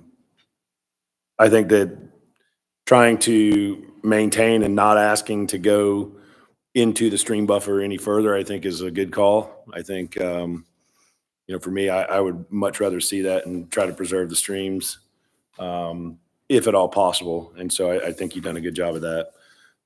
Architecturally, I like the look of the house. I would recommend not a stark white, maybe like a dove white or something. I see too many black and white these days. And so something a little bit more neutral. But other than that, that's just a personal preference. So, but yeah, I agree with you. Yeah, the only other thing that I would say, if you could get recommendation letters from the homeowners across the street of Bethany Bend, it would, just because the pool would be closest to them, but I don't see I wouldn't think that they would have an issue with it because they wouldn't be able to see it. I mean, it's so far back. Yeah. But that could be something that the BZA, it comes up. It's a good recommendation. So, okay. I don't think I'd want to put it in as a recommendation. That was just kind of a comment. Right. Yeah. Okay. Any other discussion? Seeing none, can we call for a motion? I'll make a motion to recommend, is that right? That's correct. Motion to recommend the variance requests for V24-10 and all 4 parts. I'll second. All right, so we have a motion to recommend from Mr. Jackson and a second from Mr. Robinson. All those in favor? Aye. Aye. All right, good luck. Thank you. Okay, moving on. The next is another courtesy review, and it is 6C 12500 Waters Edge Drive.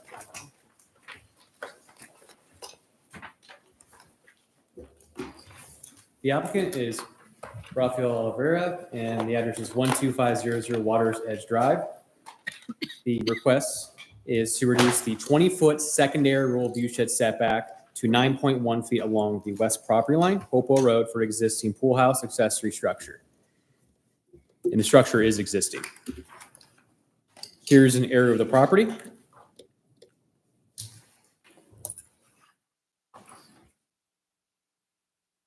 AG1 zoning, located in the rural Milton Overlay District. The size is 1.08 acres, length of 203, with width of 192 feet. Global setbacks are 60-foot front, 25 side interior, 40-foot side street, and a 50-foot rear. Here in red is the 20-foot rural view shed that is being encroached, which is, I'd say, they're 9.2 feet. And here's the pool house in blue.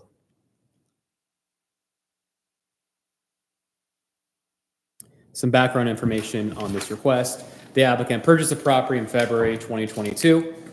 Pool house building permit submitted to community development on April 5th. Building permit corrections notice sent to the applicant on April 23rd, detailing a denial from zoning that the pool house structure could not be located inside the 20-foot secondary rural view shed setback, as detailed on the applicant's site plan. A city inspector discovered that construction had begun without first receiving building permit approval after driving by the property on April 25th. The chief building official contacted the applicant to stop construction on April 26th. No construction has taken place since that day. The applicant then received an as-built survey to reveal the 20-foot secondary view shed encroachment, which totaled 9.1 feet on June 6th. And later that week, the applicant met with zoning to begin the variance process and submitted their variance application on June 28th. So I wanted to bring up the design committee and think of it completely separate from the variance. If you're encroaching the rural view shed at all, you need design committee approval. The design committee is a committee composed of the community development director, the city architect, the city arborist, and if necessary, other staff. So essentially, the design committee reviewed the application on July 16th and had the following comments. City arborist. Recommend that the applicant provide a landscape plan from a design professional, such as a landscape architect, to provide a visual barrier or sparsely vegetated within the rural view shed. Trees shall be native evergreen species with branching all the way to the ground, a minimum of 5 feet in height at the time of planting. Trees and shrubs should be planted in clusters or groupings for a more natural appearance. Landscape plan must be approved by the city arborist before installation. All approved landscaping must be installed before the issuance of certificate of occupancy or certificate of completion. City architect Bobby Shimmy. Add brickstone water table, 12 to 18 inches in height on 3 sides, excluding the side facing the pool, which is the interior side, not facing Hopewell. Add 2 brackets on the road elevation. Window trim shall be 6-inch top, 4-inch side bottom. Add 2 shutters to simulate a window on the side elevation. Add 18-inch brackets at the gable ends, both sides. At exterior, apply window grids at each window, and paint a border batten shall match the color of the house. So this is the existing site plan submitted by the applicant. And originally, they were proposing 7 green giants to shield the street. And after they received comments from the city arborist, they submitted a revised landscape plan, which you have in front of you, that showed a more natural vegetative plan, which include 2 little jam magnolia, 3 Nellie R. Stevens, and 3 cherry laurels. So essentially, the city arborist will review this plan and have comments before the BZA I want to stress these are two separate gates. They are essentially not related to each other. One is design and architecture. The other is the variance going before the Board of Zoning Appeals in 2 weeks.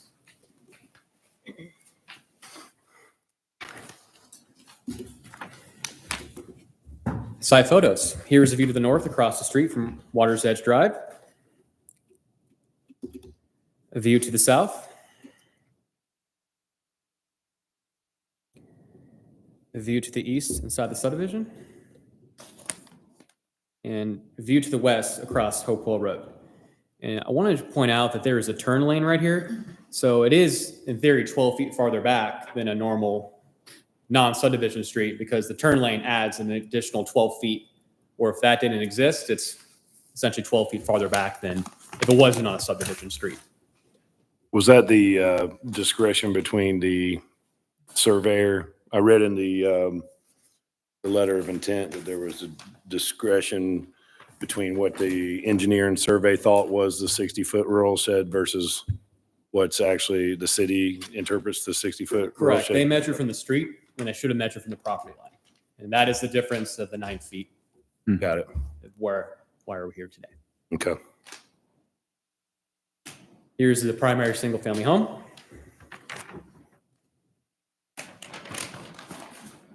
And here's a view of the backyard and house. You can see it really drops in grade towards the back of the property. And they have a 2-tier retaining wall where the pool is located.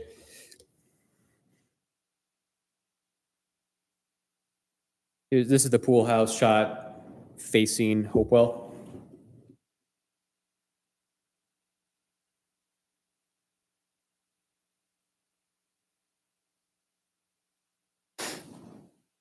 And this is the interior side, which is not visible, facing the pool, essentially.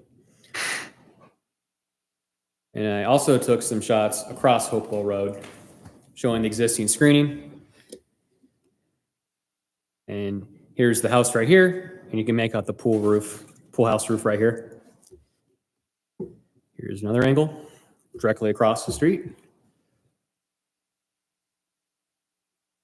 Michael, are we looking at, can you go back to that picture, please? Where those guy wires come down for those power lines, that pole, the kind of shiny roof right there, that's the pool house? Correct. Okay. Yes. Thank you.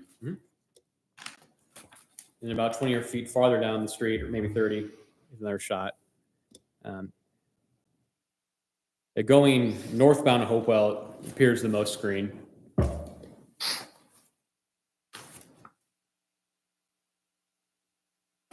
Here are the renderings.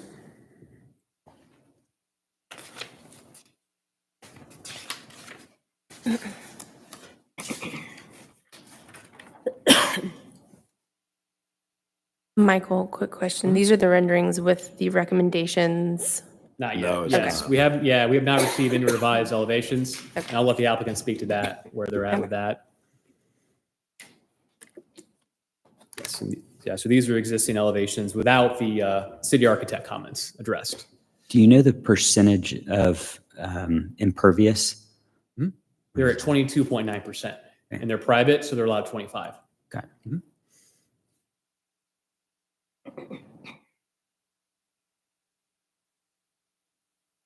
The applicant has support letters from 16075 Hopewell Road, 12515 Water's Edge Drive, 12575 Water's Edge Drive, 12580 Water's Edge Drive, and directly behind at 2535 Lakeview Court. Actually, that I have it wrong on my map. It's actually this property right here. So strike the support from the owner directly below. It's actually one property away. It's this house right here. There's an error in the map that I made. Does everyone follow that? Mm-hmm. Okay, so it's one property farther south is 2535 Lakeview Court. And actually, if I go to the map, it's actually not in a subdivision. And the gentleman actually, this property right here, this is the support for the applicant. And the gentleman who owns this property actually called me last week. He just had some questions, did not voice support or opposition, but he is aware of the variance request.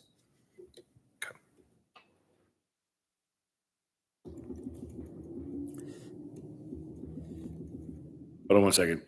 Can you go back a couple? Sorry. One more. The And elevations. more. I want to see from the road again, that guy wire shot. Uh-huh. Yeah, right there. Okay. And then the next slide, please. Okay. And then do you have one more? You want this one? Oh, go back. Okay. Oh, no. Sorry. That's the left side. All right, forward, one more, and one more. Okay. Okay. And that shot there, Michael, is the closest to the property that we don't have the support from yet. Correct. Yeah. Yes. Yeah. And if you look at this shot from the facing southward, his house is back here, but it's quite screened. Impressive. I couldn't see his house when I was walking the property. Is that it? Yes. Okay, cool. I have a question. Yeah, go ahead. Can you explain what the secondary rural view shed setback is exactly? So if you see the red line, that's the secondary, which is 20 feet. And the primary is right here is 40 feet. And it adds up to 60 feet total. You're allowed more grace into the 20 for fencing and things like that nature. But they're really two separate view sheds. The closer you are to the street, the more restrictive it is. But they are just encroaching the 20-foot secondary view shed. But essentially, you have the primary, which is 40, secondary 20, but it's a 60-foot total view shed. And so what's the difference from the view shed, and it may just be self-explanatory, but I'm wanting to make clear, or standard setback? What's the difference between a view shed setback and a standard setback? So essentially, they have a 40-foot side corner, but the view shed is 60 feet from the street. So essentially, it supersedes the building setback in this case. Because they have a street lot that, okay, got it. Right. And then when council made their view shed changes, I believe the early 2013s or 12s, subdivisions coming through, they wanted, you put together a major subdivision, 4 lots or more, you have to keep the view shed. And this subdivision has 15, 16 lots, and they were built, and they had to, have that view shed. So these were constructed post the 2013 or 14 when that was enacted, or no? I have to look that up, but based on the plat, it's on there. So I suspect the answer is yes. Okay. But I can confirm that. Okay. Yeah. I mean, that would be for, okay. All right. Any other questions for Michael? No? Okay, thank you. Can we ask the applicant to please come forward?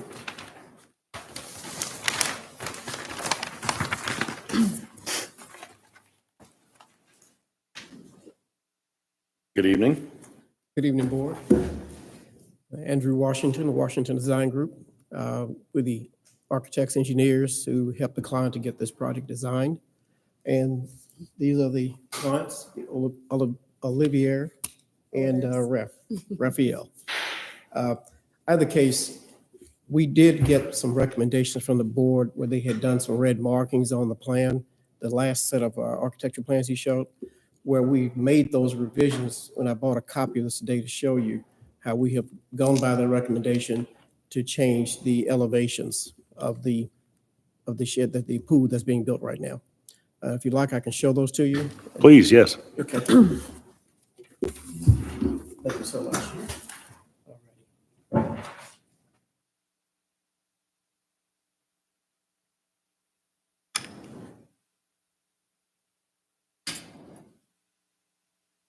We did a redraw to show the board that they had recommended that on the windows, on the, let's say on the left side elevation, that those would have shutters. Of course, they would be closed versus open, but we wanted to show this to show that this is what they would look like open. Of course, if they're closed, they will be permanently closed. Or if it's your recommendation, we could have dog legs where they can be closed temporarily. That we're not sure about, it wasn't clear about that. And then we show bracket at the top, and we'll have brackets on the sides in that back elevation. So from the street, you would see the brackets if you saw the house at all. because from the recommendation of the board with the landscaping, the additional landscaping really would completely block this house. And also the picture that was shown, what you kept asking to look at the pictures of from the street, it looks like it's a metal roof or a silver roof, but actually it's going to be a dark roof, same color as the house. So this pool house would virtually disappear once all the recommendations are put into place. And what you do see would be in accordance to what you're asking for on the red lines that were submitted. We feel like it's a good solution to what the owners have been asking for, and it won't intrude much on the visual from the street. So we feel comfortable with it, but of course it's up to the board. Got it.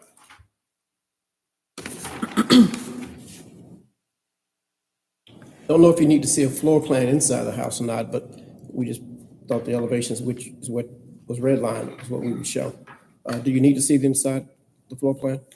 I don't need to, no. Okay. Oh, yeah, thank you. That's all I had to say. Okay. You guys-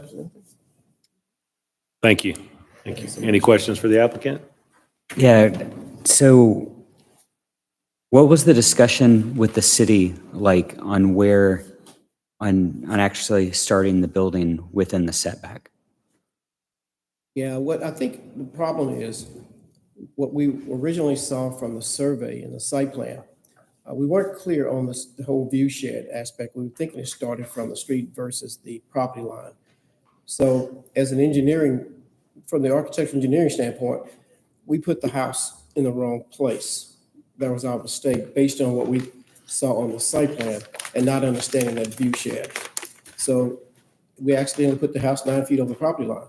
So we're trying to mitigate it through the look of the house and the vegetation that the client is proposing to put, what you guys are proposing to have the client put out front. So it was an error. We're trying to do what we can to make it go away. I understand. Okay. But it wasn't the client's desire to put it there. They were depending on the professional recommendations, and we put it in the wrong spot. Understood. Okay. Any other questions for the applicant? Do you know the paint color? Is it matching the existing house or is it a different color? Be a house match, so that. Do you know what that is? It's a white. Off-white. Off-white. It's not a stark white, it's an off-white. It's a beautiful home. If you saw this in context with the home, it looks like it was actually designed with the home. That was the whole idea. Is there, we saw a picture of the front. Is there any stone on the house? No. There's no stone, just a painted brick? Mhm. Okay. Okay. All right. Anything else? No? Okay. Thank you very Board. much. We appreciate you. Thank you. Okay. All right. So no more questions for the applicant. I will open up public comment. We have none. We have none. Okay. And I will close public comment and board discussion. I'll start. Okay. So I think that this is, it seems like this was a mistake and, trying to rectify. I feel like both Ms. DeWitt and Mr. Buscemi are trying to make a valiant effort to allow it to continue where it is, with the recommendations that they've made, both for the visibility, which is to me the intent of the rural view shed, is to try to prevent houses from, to your question, to prevent houses from being right up against the road and just seeing this, giant side of a home and creating and keeping that kind of natural canopy and stuff like that with there. I've seen so many cases where there's houses where there are no existing trees in the rural view shed, but yet we still maintain that ordinance and that kind of code, and the homeowner doesn't have to plan anything. And so, from the road, you can see it may be 65 foot, but you can see a giant side of a home. That's just not the case on this one. There's tons of vegetation there. the pool house looks like it's being constructed in coordinates with the house itself. So I think it's kind of an olive branch for Ms. DeWitt and Mr. Buscemi to say, hey, listen, our recommendation is to do these things, and then that essentially covers the intent of the rural view shed. I think Ms. DeWitt is a celebrated arborist. I think that she does a really good job. And so I think leaving it up to her on where those plants and what species go there. I like the landscape plan that was submitted. It seems to me like there's a lot of stuff there already. So planting more, you're probably not going to live, or if not. And I would say, so I agree with the recommendation for her to kind of at least assure that there are some trees in those kind of areas, which it looks like the landscape plan is kind of covering that. And the only thing I think it looks like the applicants come back with the proposed new drawing with the recommendations from Mr. Buscemi. The only thing I would say, I would kind of just disagree on the stone water table. I don't feel like it's necessary because you cannot see it. There's no stone on the house. And if the idea is to make the pool house match the house, incorporating a third or fourth material versus stone. So I would say, and maybe not stone, just to do like a small brick water table. But since it's going to be painted the exact same color as the side of the house, I just don't know if that's necessary. While we're talking about architectural stuff, I'd also say to scrap the shutters, because the shutters aren't functional. They couldn't be functional if they're only a foot wide and you've got a 4-foot window. Right. So why even have them on there? Yeah. I think to your point though, is the idea is that the shutter itself is as wide as a single window. So if you have two shutters, one, if it was closed, which we all know they don't, they put some doghouse shutter brackets on there, and then, they're never closed, they're always open. So I kind of agree with that. I couldn't even see the windows through all the trees and stuff like that too. So, So just to play devil's advocate here, if we set a precedence on recommending an approval of a variance based on not getting a permit done, that's my only reservation to this. So that was that I was sitting here the whole time thinking back to the fence that I had a huge problem with. And, well, I feel like it was a very honest mistake. And I feel like these recommendations are put in place to cover up this mistake and make it right. We're setting yet another precedent for someone, as my 13-year-old daughter would say, did my bad and didn't get a permit and got a permit and put it in the wrong place. Or it's sort of like everybody that says, oops, my bad, we're like, okay, no problem, just make it look pretty. well, to that point is that actually is not our call, right? Yeah. So whether the BZA, right, it's going through BZA. Correct. Yeah, whether the BZA agrees with our recommendation based on the architecturals, it's going to be up to them whether it'll be their call, right? So really, I think for us is focusing on the fact that Sandra DeWitt and Bob Buscemi have said, look, these are the things we'd like to see in order for them to kind of move forward, in hopes that, I guess, the BZA will see it that way as well. Am I correct? Yes. Okay. The design aspect of the screening and the house. Got it. Pool house. So we are not commenting on the variance. You can being speak to reduced? whatever you like. It is kind of Well, I'm trying to. We're free to kind of just, talk any concerns or anything we have, but at the end of the day, our recommendation should really be based on the architecture of what they're submitting. I love the plan. I love the what they have in place. I am confused by one of the drawings because it looks like they're at the beach now. Yeah, is the But that's the pool.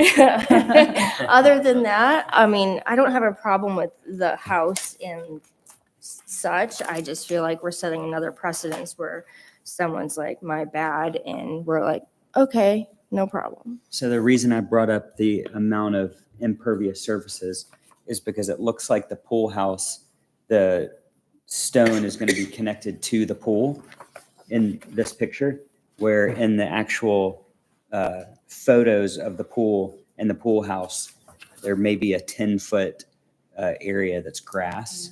And is that going to come into play if that's stoned? Or So I've seen that rendering a few times in reviewing pool permits. I think the rendering is just a repeat that I've seen quite a bit, and just lean on the elevations. 'Cause I've seen that rendering 15 to 20 times. It's in South Carolina, actually. Yeah. Florida. It's underwater.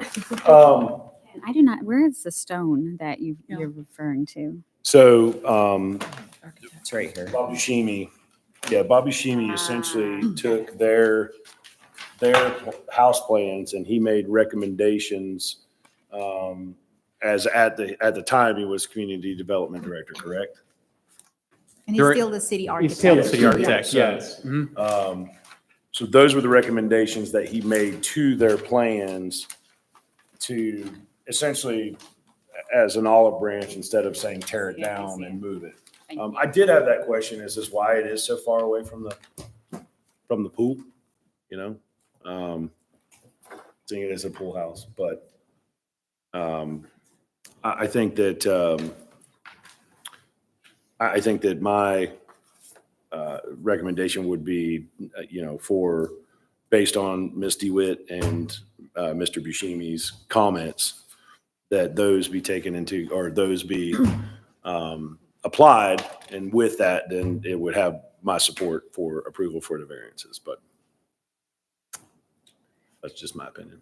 My only concern with the variance is, and I'm okay with all the architectural for the pool house, but as mentioned, there are 16 frontage street in this neighborhood. There's 16 lots that have that setback. So then we are kind of. Only the two at the very front have it from, it's a main artery, right? So arterial roadway. Two correct? homes are on Yeah, a so Hopewell. just the two, so them and then the neighbor directly across the street would have that same. Are there only two in that neighborhood that have that? I think he said 16. For the aerial. In the, it's the manor. Yeah, it would be that one and then the one directly across the street, Just the ones on the 12515 main Waters road, Edge Drive. Like the that is- first ones when you go in the neighborhood, these two Mhm. would have the view shed setbacks. So the others do not? They have The other regular houses? setbacks. Yeah, so it looks like you have two additional cul-de-sac lots that have to follow the view shed. So if you follow my cursor, we got 1, 2, 3, 4, and this house directly to the rear is not Oh, a subdivision. yeah, you're right. Mhm. They're Yes, on the 4 main total. road. I would just worry, are we setting a precedent to Yeah. Well, we would not be. beg for No, forgiveness? we're Board not. of Zone Appeals. Yes. But we're commenting on, because it's on the agenda, to Correct. reduce the 20-foot view shed setback, correct? Well, if we did a motion of support, it would be of support of the recommendations from the city arborist and the city development director, their input on making those adjustments to it Design only. send it to Okay. the boarding zone of appeals for them to make that decision. Got it. And most of the BZA watches this meeting before they have their meeting. So I have a quick design comment. I know they are looking to make the whole property very cohesive with the colors. Would painting the pool house a different color than a stark white make it less viewable from the street? I would think. I would think if it was a darker color, it would just disappear with the vegetation. Even like a light gray, something that is not as. something that's not white. Right. Yeah.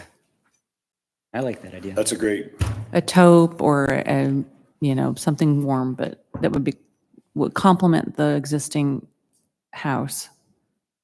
But that, we could make the recommendation that that color be approved by the development director.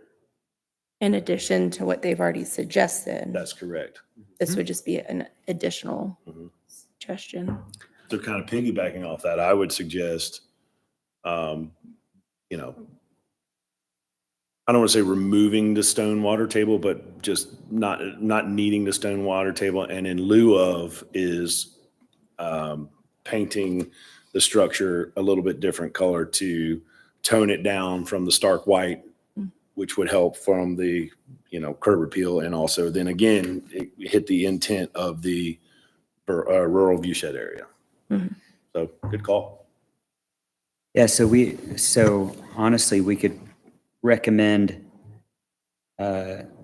city arborist recommendations and not recommend the city architect's recommendations, and just recommend the color not match the house, or would we want to stipulate the color not be white?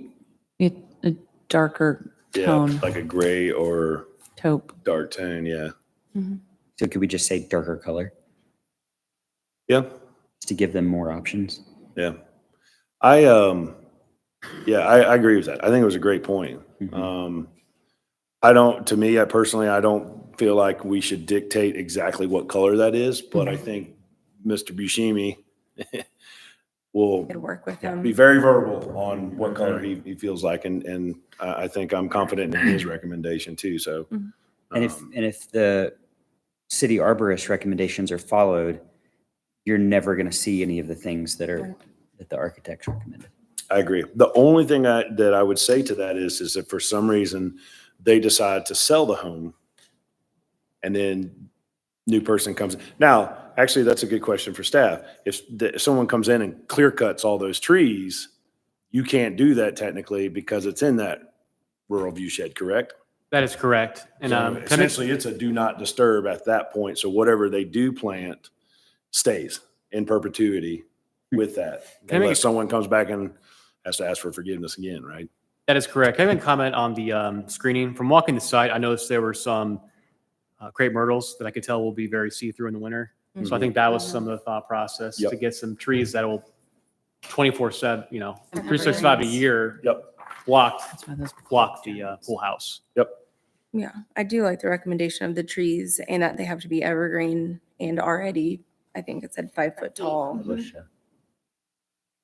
And I can't find it now, but not ones that have like a trunk and then foliage. They've Yeah, got they have to be go down to all the way. Yeah. Well, the other thing too, which is comforting, is the fact that from experience, I know that Sandra, if it's shown on the plan and she says to plant it, that's where it goes. That's where it's got to be. That's the species it's got to be. So I'm confident in her ability to kind of manage that going forward, right? Mhm. So.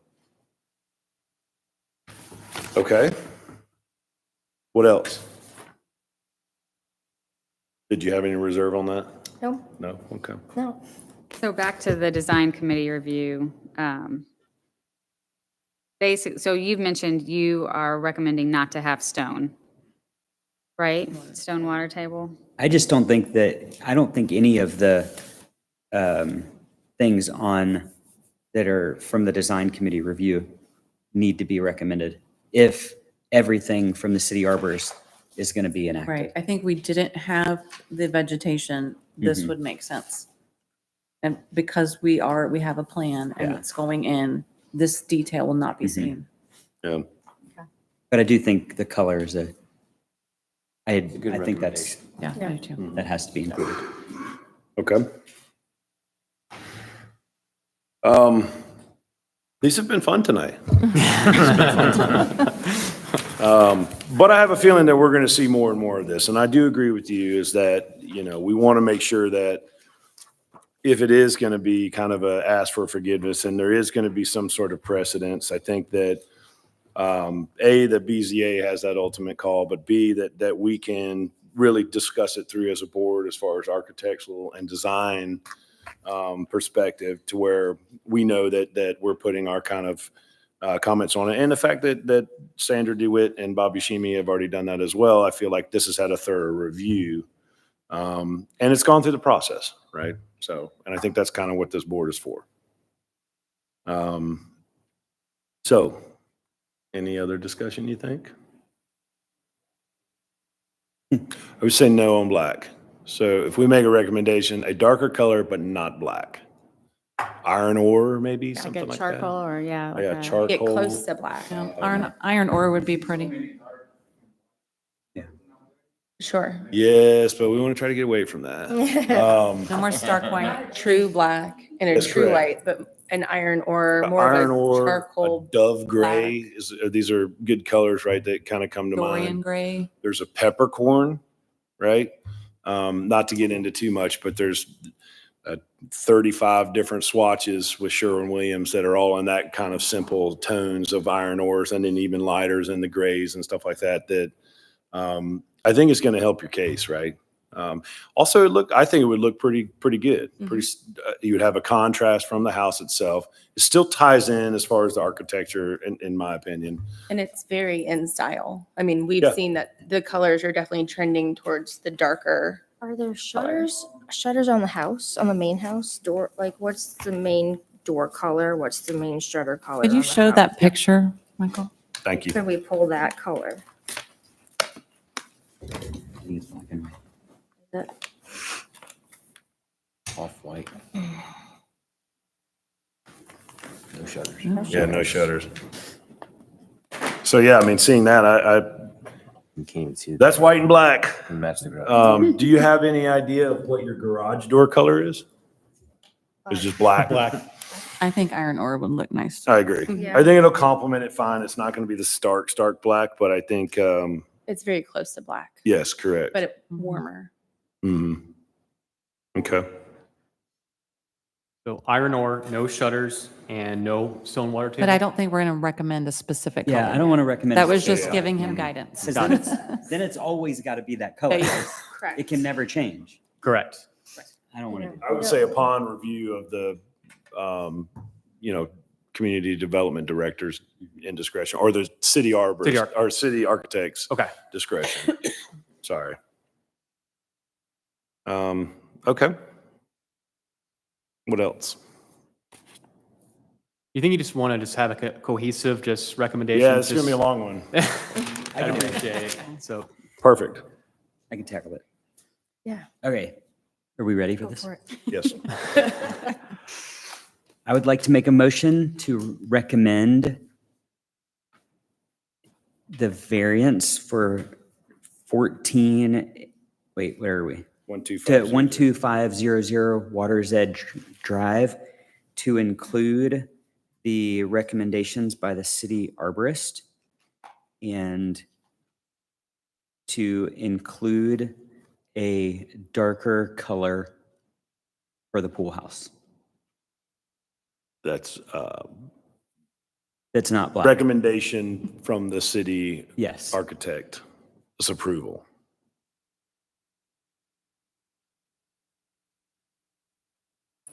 I second. Okay. So we have a motion for Mr. Jackson, a second for Ms. Danella. All those in favor? Aye. All right. Good luck. Thank you. If you could bring renderings of it to the BZA, I think that would help your case. Thank you. Now the fun one. Moving on. We're getting bigger. Smaller. Okay. So we have concluded our courtesy reviews. We are now moving on to our final review, 7A, Fire Station 45. Go ahead. Actually, can I take a 2-second break, Yes. please? I just got to use. I'm good.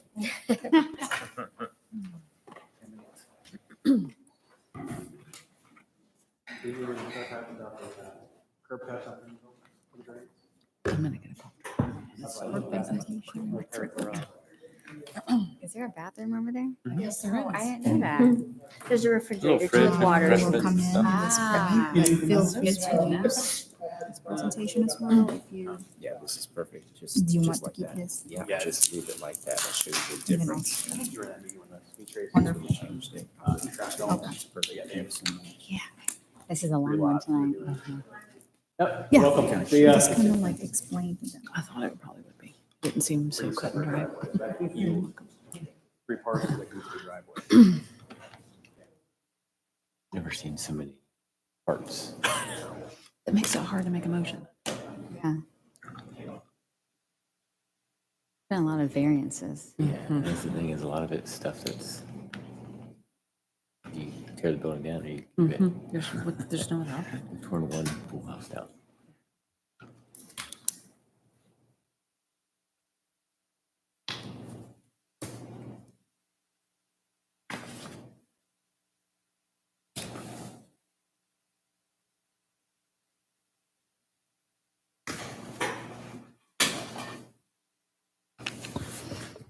Do you want to wait for Mr. Jackson as well? Yeah, We'll wait get for Mr. Jackson. Jackson. Okay. Thank you, everybody, for your patience tonight.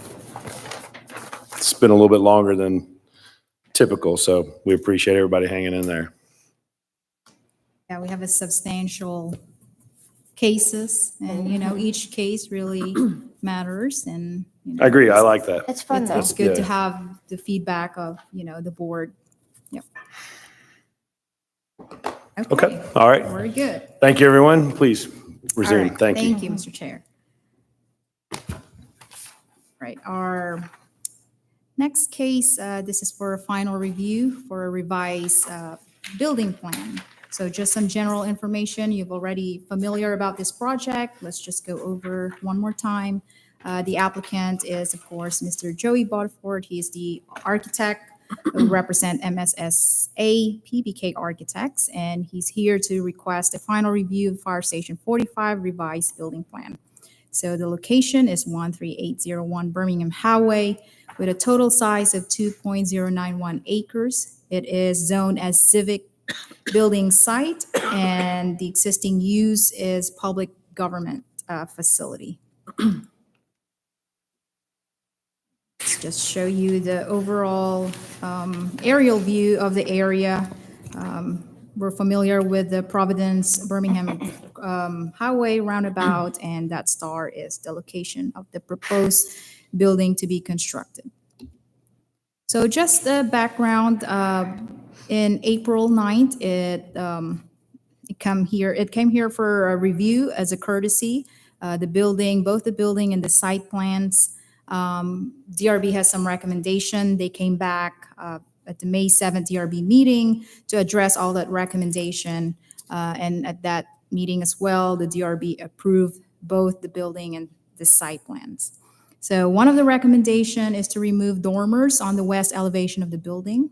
This was previously recommended at the April 9th meeting to add some dormers on the west elevation, but it turns out, okay, it's too crowded, let's remove it. So this is now the final look of that elevation. And then the second one, and I believe it's from Mr. Jackson, he recommended to consider changing the color, especially the roof of the apparatus bay, to break the existing monotonous light gray color of that roof. So this was the original image that was presented at May 7 DRB meeting, and this is the recommendations. As you see, the color of the roof is darker, and of course, upon telling the city architect of this, he decided, you know what, to complement that roof, let's change as well the siding of that apparatus bay. And then, so just a overview of the building plan revisions. On July 19, the applicant submitted a revised building plan for final review. And the revision includes reduction of the building area from 11,055 square feet to 9,980 square feet. Due to this size change, it resulted to some parts of the building being removed and relocated. Changing the internal layout also alters the exterior face of the building, particularly in the north, south, and east elevations. So I am going to turn over the presentation to the applicant.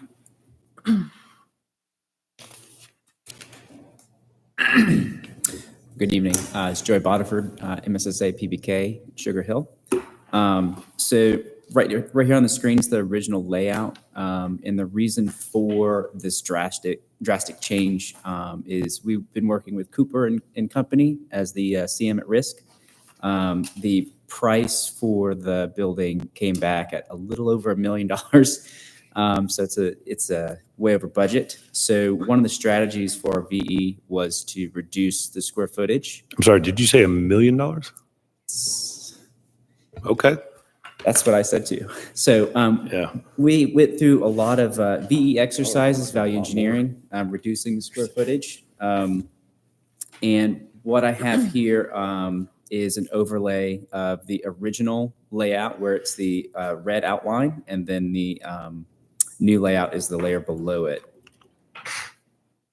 Yeah, so what was removed, you can see that the battalion bunk area and the bathroom and office were shifted plan left to the fire apparatus bay. The grill was unfortunately removed.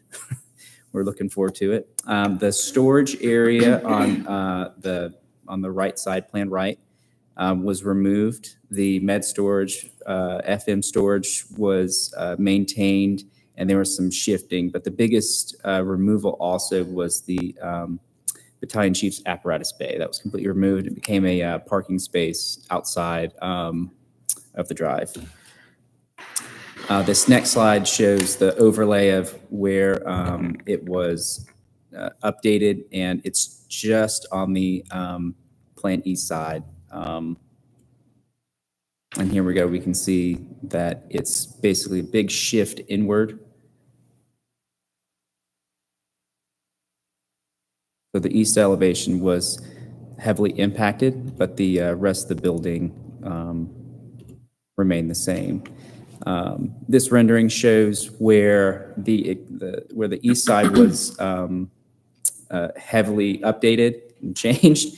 We're going to use some heavy vegetation, some evergreen elements in there. So it's annual screening of the fuel tanks in the back. What was requested was to keep the concrete pad out there as well for their fitness and everything else.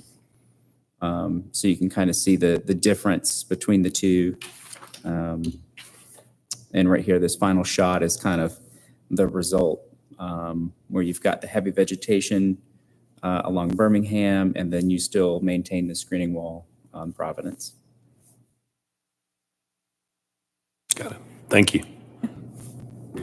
Okay. Were there any questions for staff first? I have a question. I do too. For staff. Oh, I don't know. It's for staff. Sorry, thank you.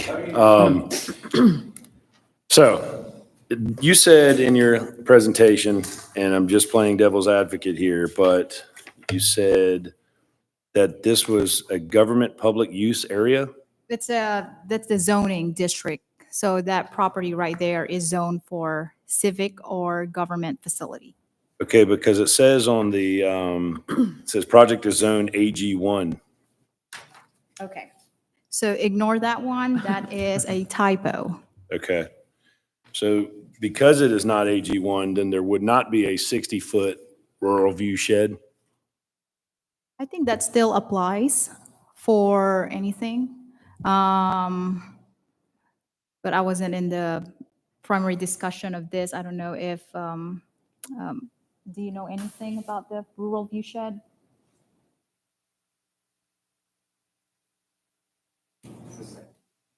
So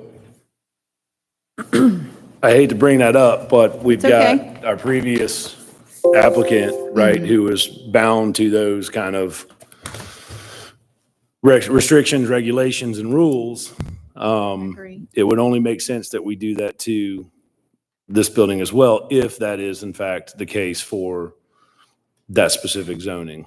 And so that was my question. And then also too, from my understanding is that an existing property that does not meet the minimum of 30% existing tree canopy would need a waiver of request for a waiver of that existing tree canopy from the community development director to get approval to be able to construct on the property without an existing 30% existing tree canopy. So before we kind of get into architectural, I just wanted to ask those questions. Obviously, that doesn't pertain to the architectural of this. I just felt it necessary with the previous applicant. If there is in fact a 60-foot rural view shed, which just wanted to make sure that we're Okay. going along the correct guidelines. So I don't have the answers to that questions right now. Okay. But that's something that we can look into. Okay. If it applies for a property that is zoned government or civic facility. Okay. So that's something that I have to look into. Okay. Yeah, sorry, I only brought it up because it said zoning is AG1, so I just wanted to kind of clarify that. So we did a 60-foot setback, Yeah. actually, as far as setback, On right? Providence Road, we have a 60-foot setback back here. And same thing with the corner. Yeah. I think I remember that. Yeah, because it jogs right here and we maintain that 20-foot landscape buffer or 25-foot landscape, or no, yeah, 20-foot landscape buffer. Okay. So I think we adhere to it. Okay. It's something that we can look into. Yeah, we can provide that. I wrote it Yeah. down. Okay. Too. Well, again, if in Canopy fact was- that is the case for this particular zoning, then I feel like, I agree. you know, as much as I want to see this firehouse move forward Yeah. and be constructed, just want to follow the rules. And then Okay. also the canopy, we'll look into that as Okay. well. Yeah, tree.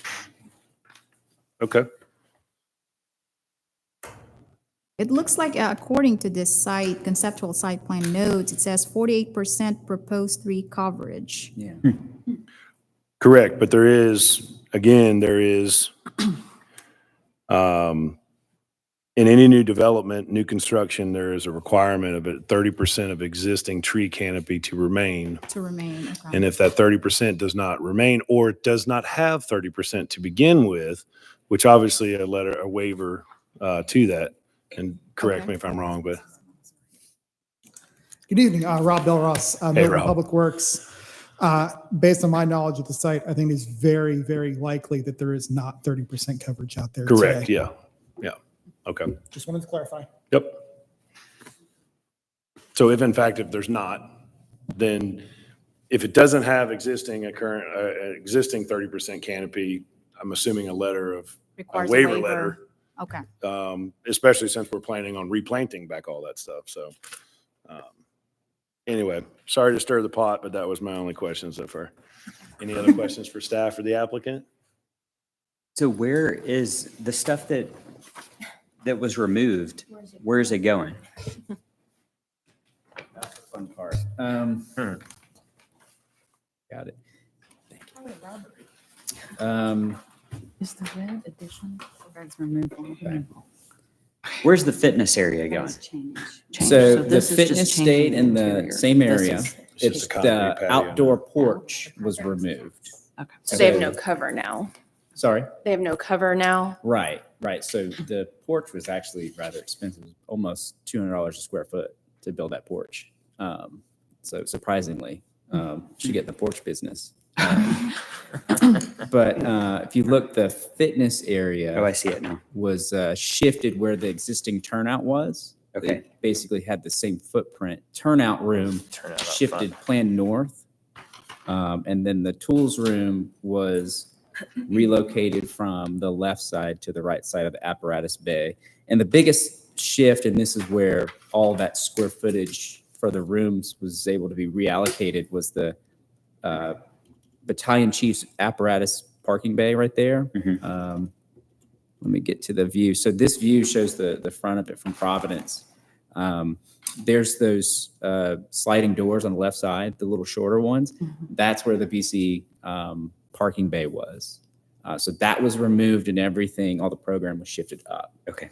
So the only thing that they had to sacrifice as far as removal was, unfortunately, the grill. I was rooting for the grill.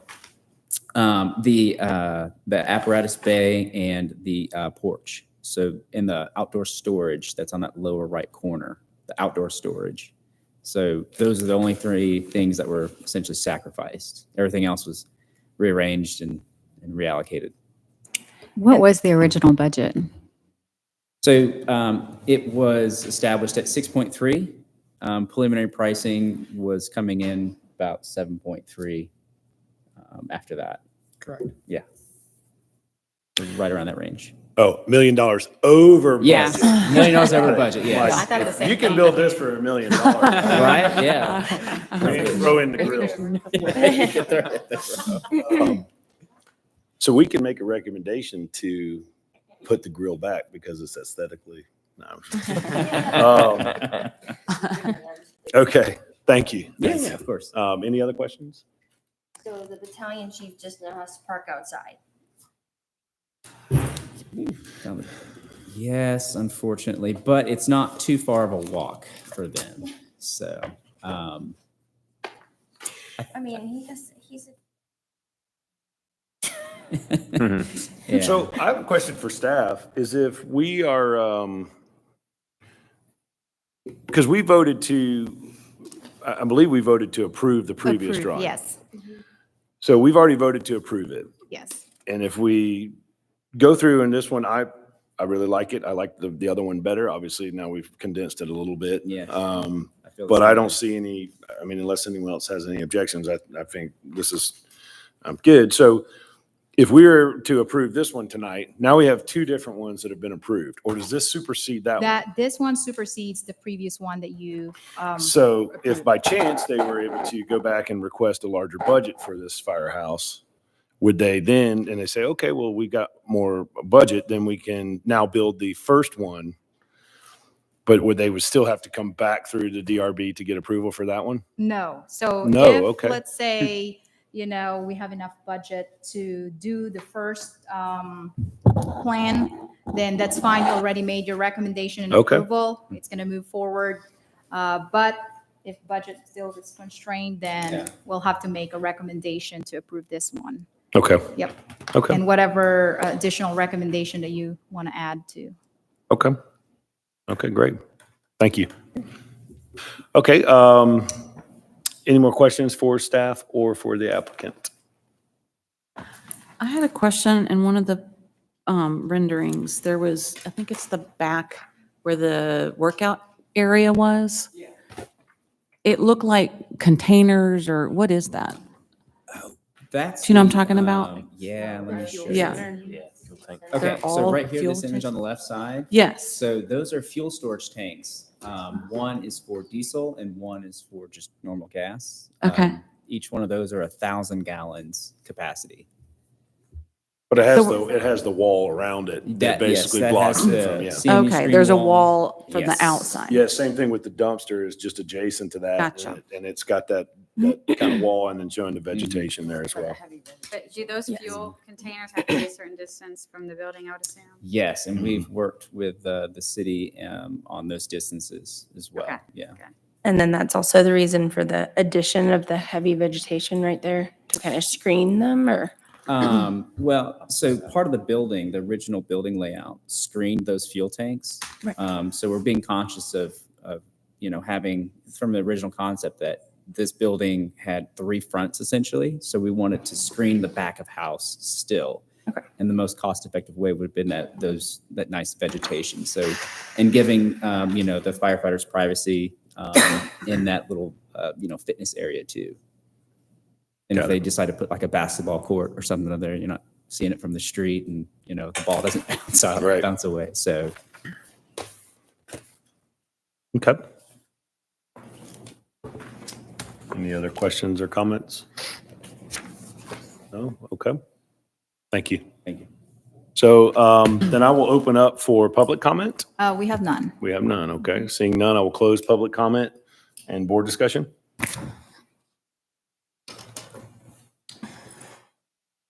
On me?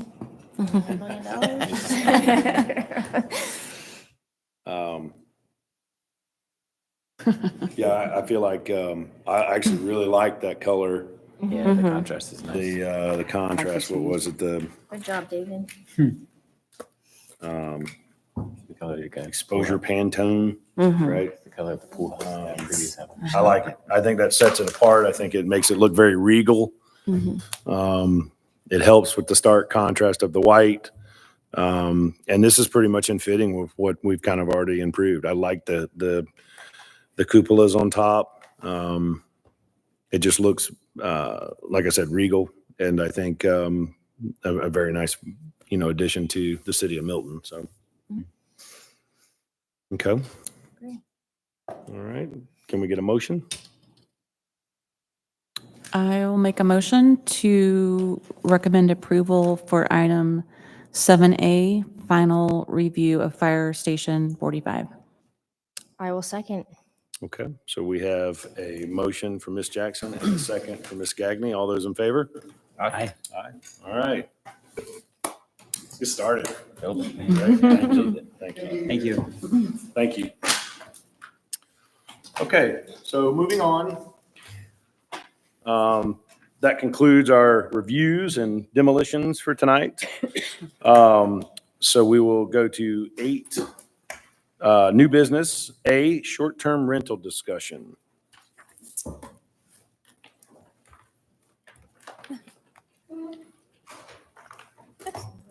Yeah. I would not recommend that barn as a short-term rental.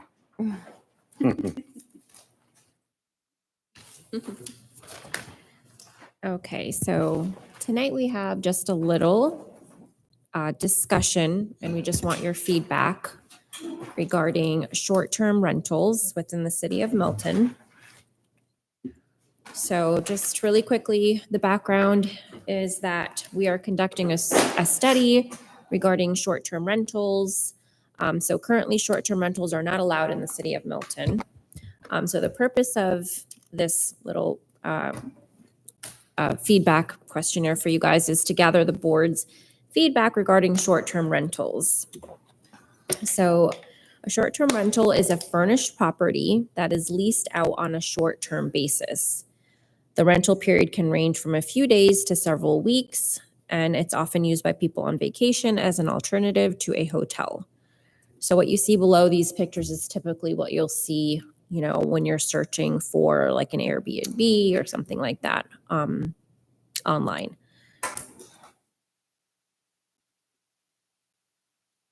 So do you guys have any questions? That's it? Yeah. So we're gonna. I'm sorry, my bad.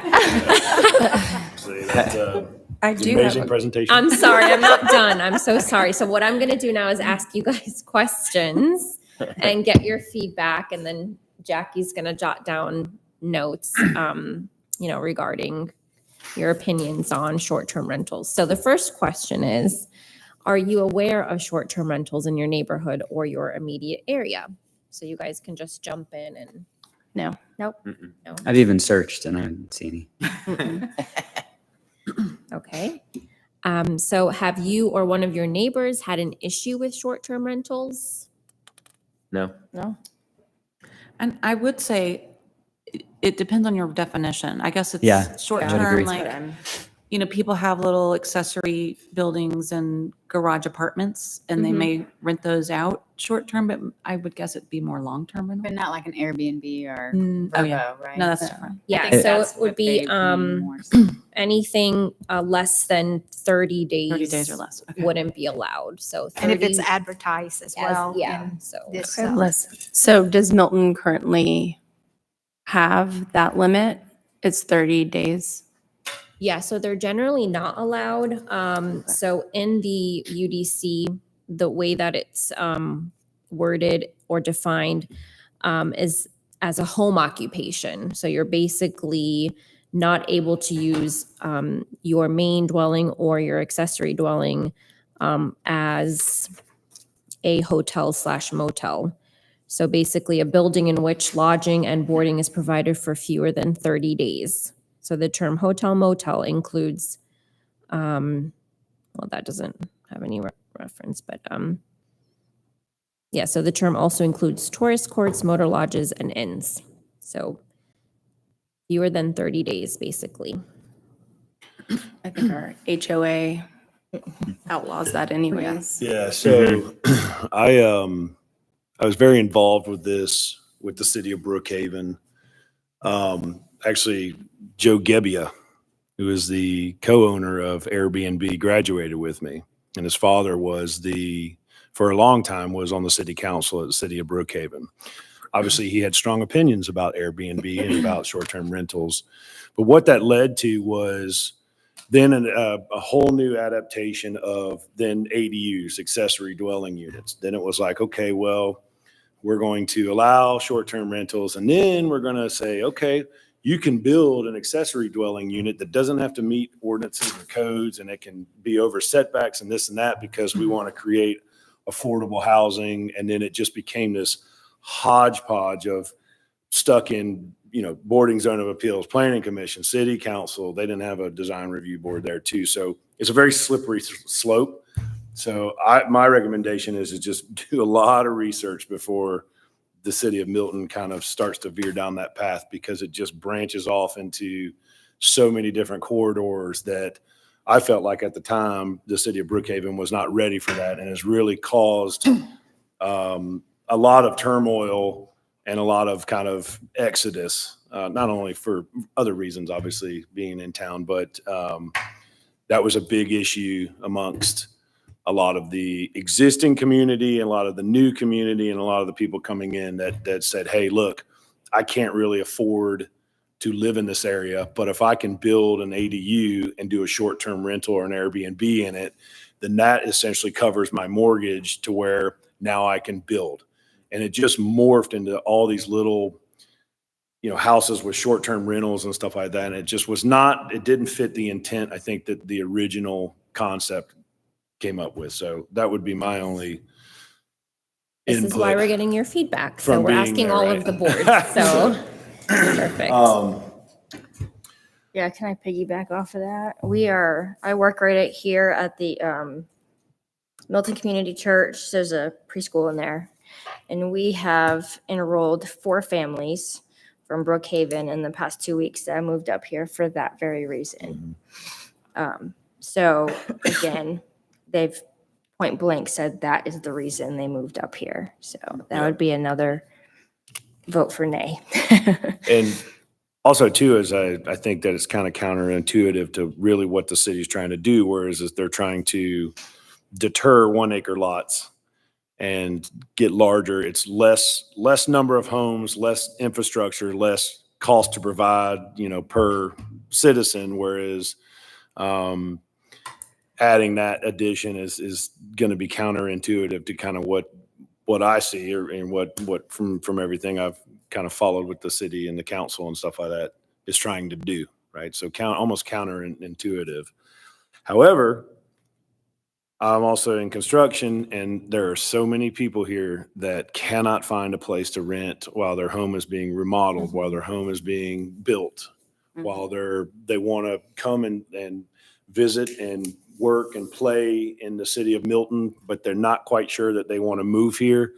And the rental market is so few and far between in the city. I just want to point one thing out. If you sign a lease for more than 30 days, it's permitted. Got it. Okay.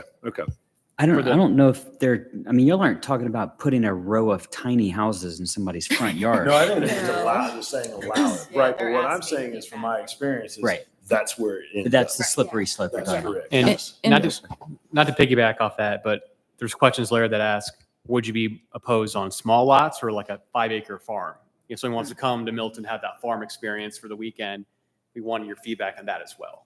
That's a question that's coming later. I have more questions. Okay. Yes, more. We're jumping ahead. That's okay. Our tangent, sorry. You just tell us to, quiet down, let you finish. Okay. So next question, if short-term rentals are allowed, would multiple vehicles parked at a residence, a social gathering, impact the quality of life for your neighborhood? Absolutely. Yes. Yeah. I think what you said is, I think majority is, if that is something that does come or is kind of on the docket, that most HUAs are going to jump in and say, listen, absolutely not. And that, from my understanding, supersedes. Yeah, the but we, city, right? I live in a equestrian community. There is no HOA. It's Right. like, Right. and so That's where it would be. yeah, and there's properties with lots of barns and apartments, and this would be a nightmare for us. Yep. There's no way we could regulate it. And The city of Atlanta had the same thing right off of Piedmont and Farr Road in the city of Buckhead. They had a huge house, builder built, had a pool inside. Are you guys familiar with this? there. and couldn't sell it, so decided to rent it out. And then every rap video and house party and stuff was thrown at this place, and it took them almost, I think, 3 years to try to work around what they already had in place to kind of say, hey, this is not allowed anymore. But it was lawsuits and stuff like that too. So again, slippery slope. Okay. So would it matter if short-term rentals were allowed in large lots versus small lots, such as a subdivision? No, I feel like And either we're one only would. talking about 30 days, right? Less than 30 or Less less. than 30 or less, yeah. So like renting your house out for the weekend for people to come to like the Milton football games. Like they do in Augusta. You could rent your house out for that week. Well, I think a lot of it has to do with the actual tax revenue of the short-term rentals, Exactly. the occupational tax. It's what the city can generate in a revenue based on short-term rentals, because I deal with this very closely with the city of Alpharetta. So it's all based on tax revenue and how you can record that. You can't really audit short-term rentals. You can audit hotels. And our finance department received checks that we cannot cash unless we move forward with allowing short-term rentals. And we're kind of at the beginning stages. We went in front of BZA, DRB, Plan Commission. Now we're going to gather that and go in front of council. This is kind of just like the surface level before we make a decision on moving forward with it. We had a massive lawsuit 5, 6, 7 years ago. So this has come to fruition because the concept is being tossed around? It's spurred because the finance department was receiving checks from VRBO, Airbnb. They're required to pay the occupational tax. So there's a fees associated with those short-term rentals that Verbo and Expedia and all those are implementing into their charges now. They're supposed to come back to the cities of those locations that you're in. So it's The money. occupational tax. Money, the root of all evil. So my experience with like short-term rentals on like a high, like a beach area or like an island, is that it's the zoning dictates what that house can do. So you might be driving down a road and you're zoned for a certain way and you could do long-term only, but then you keep driving and instantly when it's short-term rental because the houses are closer together. They're maybe not as well maintained. If it's a beachfront property, the beach is super crowded. And I mean, like within those parameters, is there a place for that here? Well, what happens is developers come in and they say, hey, they've opened the door. And so now we're going to find a parcel and they're going to push it through because now they say, well, we can try to fit 16 townhomes on this one and we're just going to be straight for rent. The company I used to work for shifted gears and does nothing but GC for all hedge fund for rent. And they are building as fast as they can and anywhere they can. Yep. Okay. So would you object to short-term rentals if the city oversaw the operations with city requirements / ordinances? Yes. Yes. Yes. I don't think that that's the city's responsibility. So do you have any additional comments or suggestions? Just say no. Yeah, I'd be against this. Sounds like a headache. Has there been any type of city similar to us that's done this well? Or I'm curious because I don't know. Alpharetta has short-term rental? Yeah. Oh, okay. They So do? Alpharetta regulates short-term rentals? Sorry? I don't know. Okay, I haven't heard. City Even I regulates. checked City- Roswell, the city Johns regulates Creek. Oh, they do. Oh, okay. So you just have to file for it or is it a Yeah, zoning just like thing? Verbo and Airbnb, they said they are understanding of that law, so they have to put that occupational tax to the city. So if they don't know who it's coming from, the city can deposit that check. If it's from Verbo, somebody stayed in this house in Milton. Verbo is doing their due diligence and sending them the money. The city's Alpharetta's got quite a few. Okay. It'd And be nice to see how Alpharetta, what do they do to help maintain, facilitate? And as part of probably the scope of this project is to investigate or explore what the other jurisdictions have been doing as far as this. I would do research. And to your Yeah. point is, does the city of Alpharetta allow it blanket or is it by zoning? So obviously we're talking about, Avalon and downtown Alpharetta, right? Which at some point, this Mayfield and all this stuff is going to kind of become a sister of that, essentially. So the question is this going to be, you know, kind of can something like that when they build it turn into short-term rentals? So That's it. okay. No Thank you offense to all. Milton, but why? Who's coming here to vacation? You'd be surprised. So People like this stuff. I sat down with the mayor of city of Roswell, and majority of the people that look on their website are from out of state. I think it was like 60% of people that visit they've got a slideshow. In fact, the director of communications, I forget, Matt something for City of Roswell, he's a good contact. They have a presentation, him and the mayor and the council have one that it's like, welcome to Roswell. What attracts people? And the statistics on there are actually pretty intriguing. But there are so many people that actually come and vacation in Roswell just for the little downtown historic New city. Roswell. It's like it's big. North Georgia, for me, from what I'm seeing, it's becoming like a Nashville or Franklin. A Nashville. It's like people are coming to Alpharetta because it's similar to these other cities that are booming around town. Your Charlotte, your Nashville, your Chattanooga. The city and the suburbs. Yeah. So it's small town city. Not my first destination to pick, but Okay. I'm picking the beach, man. Give me enough to go off of? Yes, sir. Okay, great. So real quick then, I just wanted to do new business. I know we're running late. 8B, which we said earlier, a Q&A policy procedure. I just want to, because you and I had talked about it a little bit. You know, I just wanted to kind of, if there was any questions for staff or anything based on like tonight was a great example of, you know, I get where you're coming from as far as, hey, are we setting a precedent? It's like, this board is not, in my opinion. Is that correct?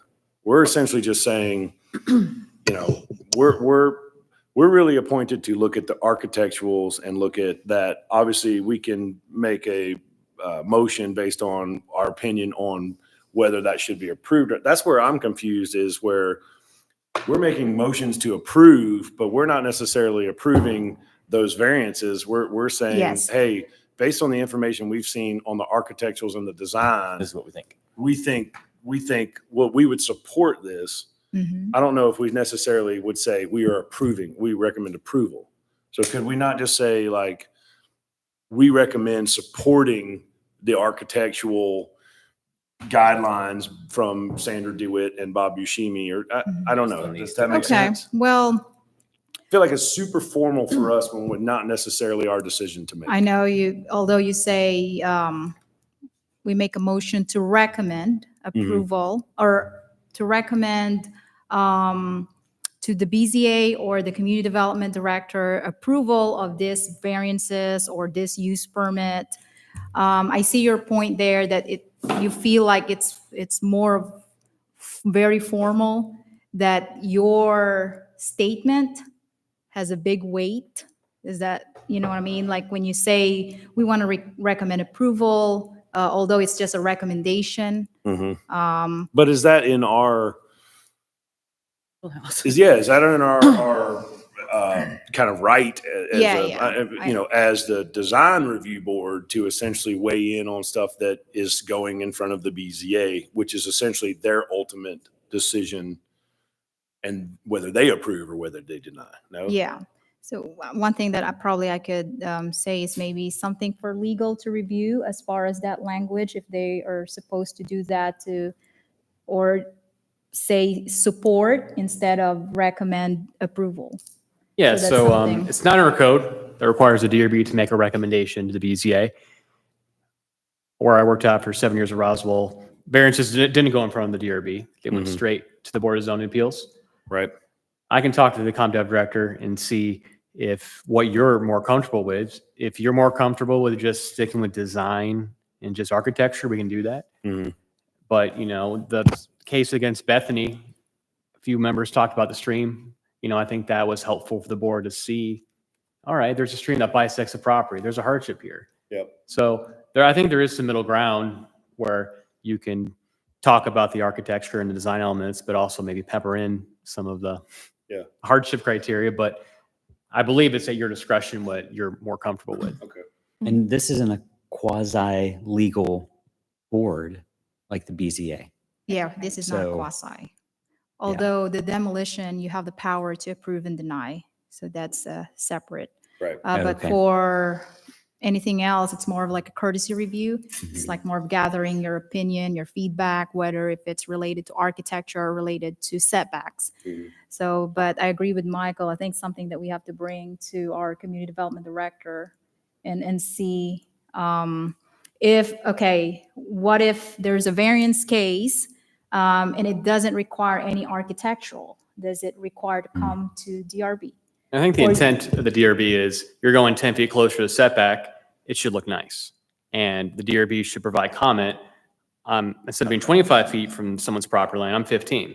So DRB says, all right, I want windows, I want shutters, I want it to be not a brick wall closer to my property. I think that was the intent of the DRB recommendation.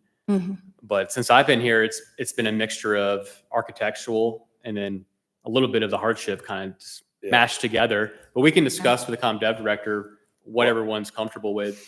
Well, I do like, I mean, just from tonight, I think as we see more and more of these cases, I mean, tonight I thought we had some really good discussion. We had some really good questions. And I think we're all of us as a whole is getting a little bit more comfortable as this goes on. So, but I also too like the fact that it's kind of filtered before it gets to us. Am I correct? From staff, like you guys know when you're meeting with an applicant that these are kind of the things that more than likely we're going to bring up, right? Or we're going to suggest. And so I feel like you guys have done a really good job as far as filtering that before it comes here. So it definitely makes it easier from where it was a year and a half ago, right? But yeah, I just wanted to, and if anyone else had any kind of questions or concern, it was more of just, where does our right start and stop, or do we just kind of, and if you say, hey, just keep doing what we're doing, that's fine. We just want to make sure that we're kind of doing the right thing, having the right open discussions, and then go from there, right? Because the use permit earlier, which you did for Robin's case, you guys did touch on the variances, but they were architectural themed. Yeah. So I think there is some crossover there sometimes. Yeah. I mean, I had no problem with the recommendations to make it look good. I'm tired of the oops. Sure.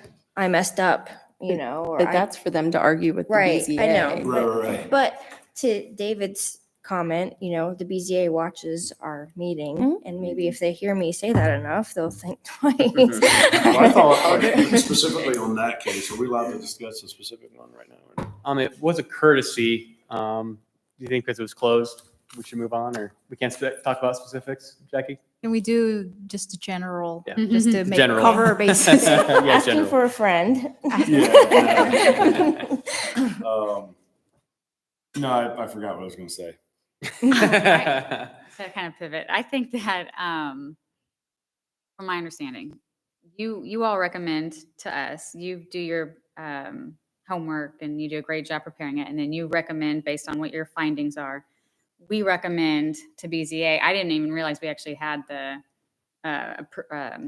power to deny or approve for demolition. But beyond that, we recommend to BZA, right? Or whatever next board. So for demolition, we don't make any recommendation. You just Prove or deny. But for variances, use permit, or any final building or landscape review, that's when you make your recommendations. I think we're good with the final because it's really architecture anyway, but I think our concern is more geared toward the use permit and rezoning and variances. Yeah. Middle part. Especially when there's like a multi-part to it and there's like 4 parts, but 2 of them we could probably speak to, the other 2 are like, Yeah. but then we might not agree on it all. And I get confused as to like, well, if we don't want to do part 3, but we're approving all the other, like, what are we recommending? Yeah. Can we recommend parts of it? Can we recommend all of it? And I'm still trying to get a Probably grasp more. of what that is. Yeah, it's probably more of a breakdown of individual parts per variant. So if we were to go through, do this meeting again and say, okay, what are our thoughts on part 1? What are our thoughts on part 2? That's not a bad idea. Just to kind of give it, because the last one had the pool, which we didn't look at. Yeah. We just figured it. okay, have any of that stuff. But it was just. Well, the pool wasn't, right, because it was a separate, so technically, we really don't have any say on the pool. Right now, yeah. Somebody's gonna have a say, but it may not be us. Well, yeah, because I said technically that the pool is not what was not in compliance, right? Right. But, yeah, maybe we do that because that's the other thing too, is I feel like more and more of these cases are coming in with not one variance or two variances, but man, this had 5, you know? Five The parts, other one had yes. 4. Well, hold on, there's 5 and 1, 4. yeah. And so that's a lot.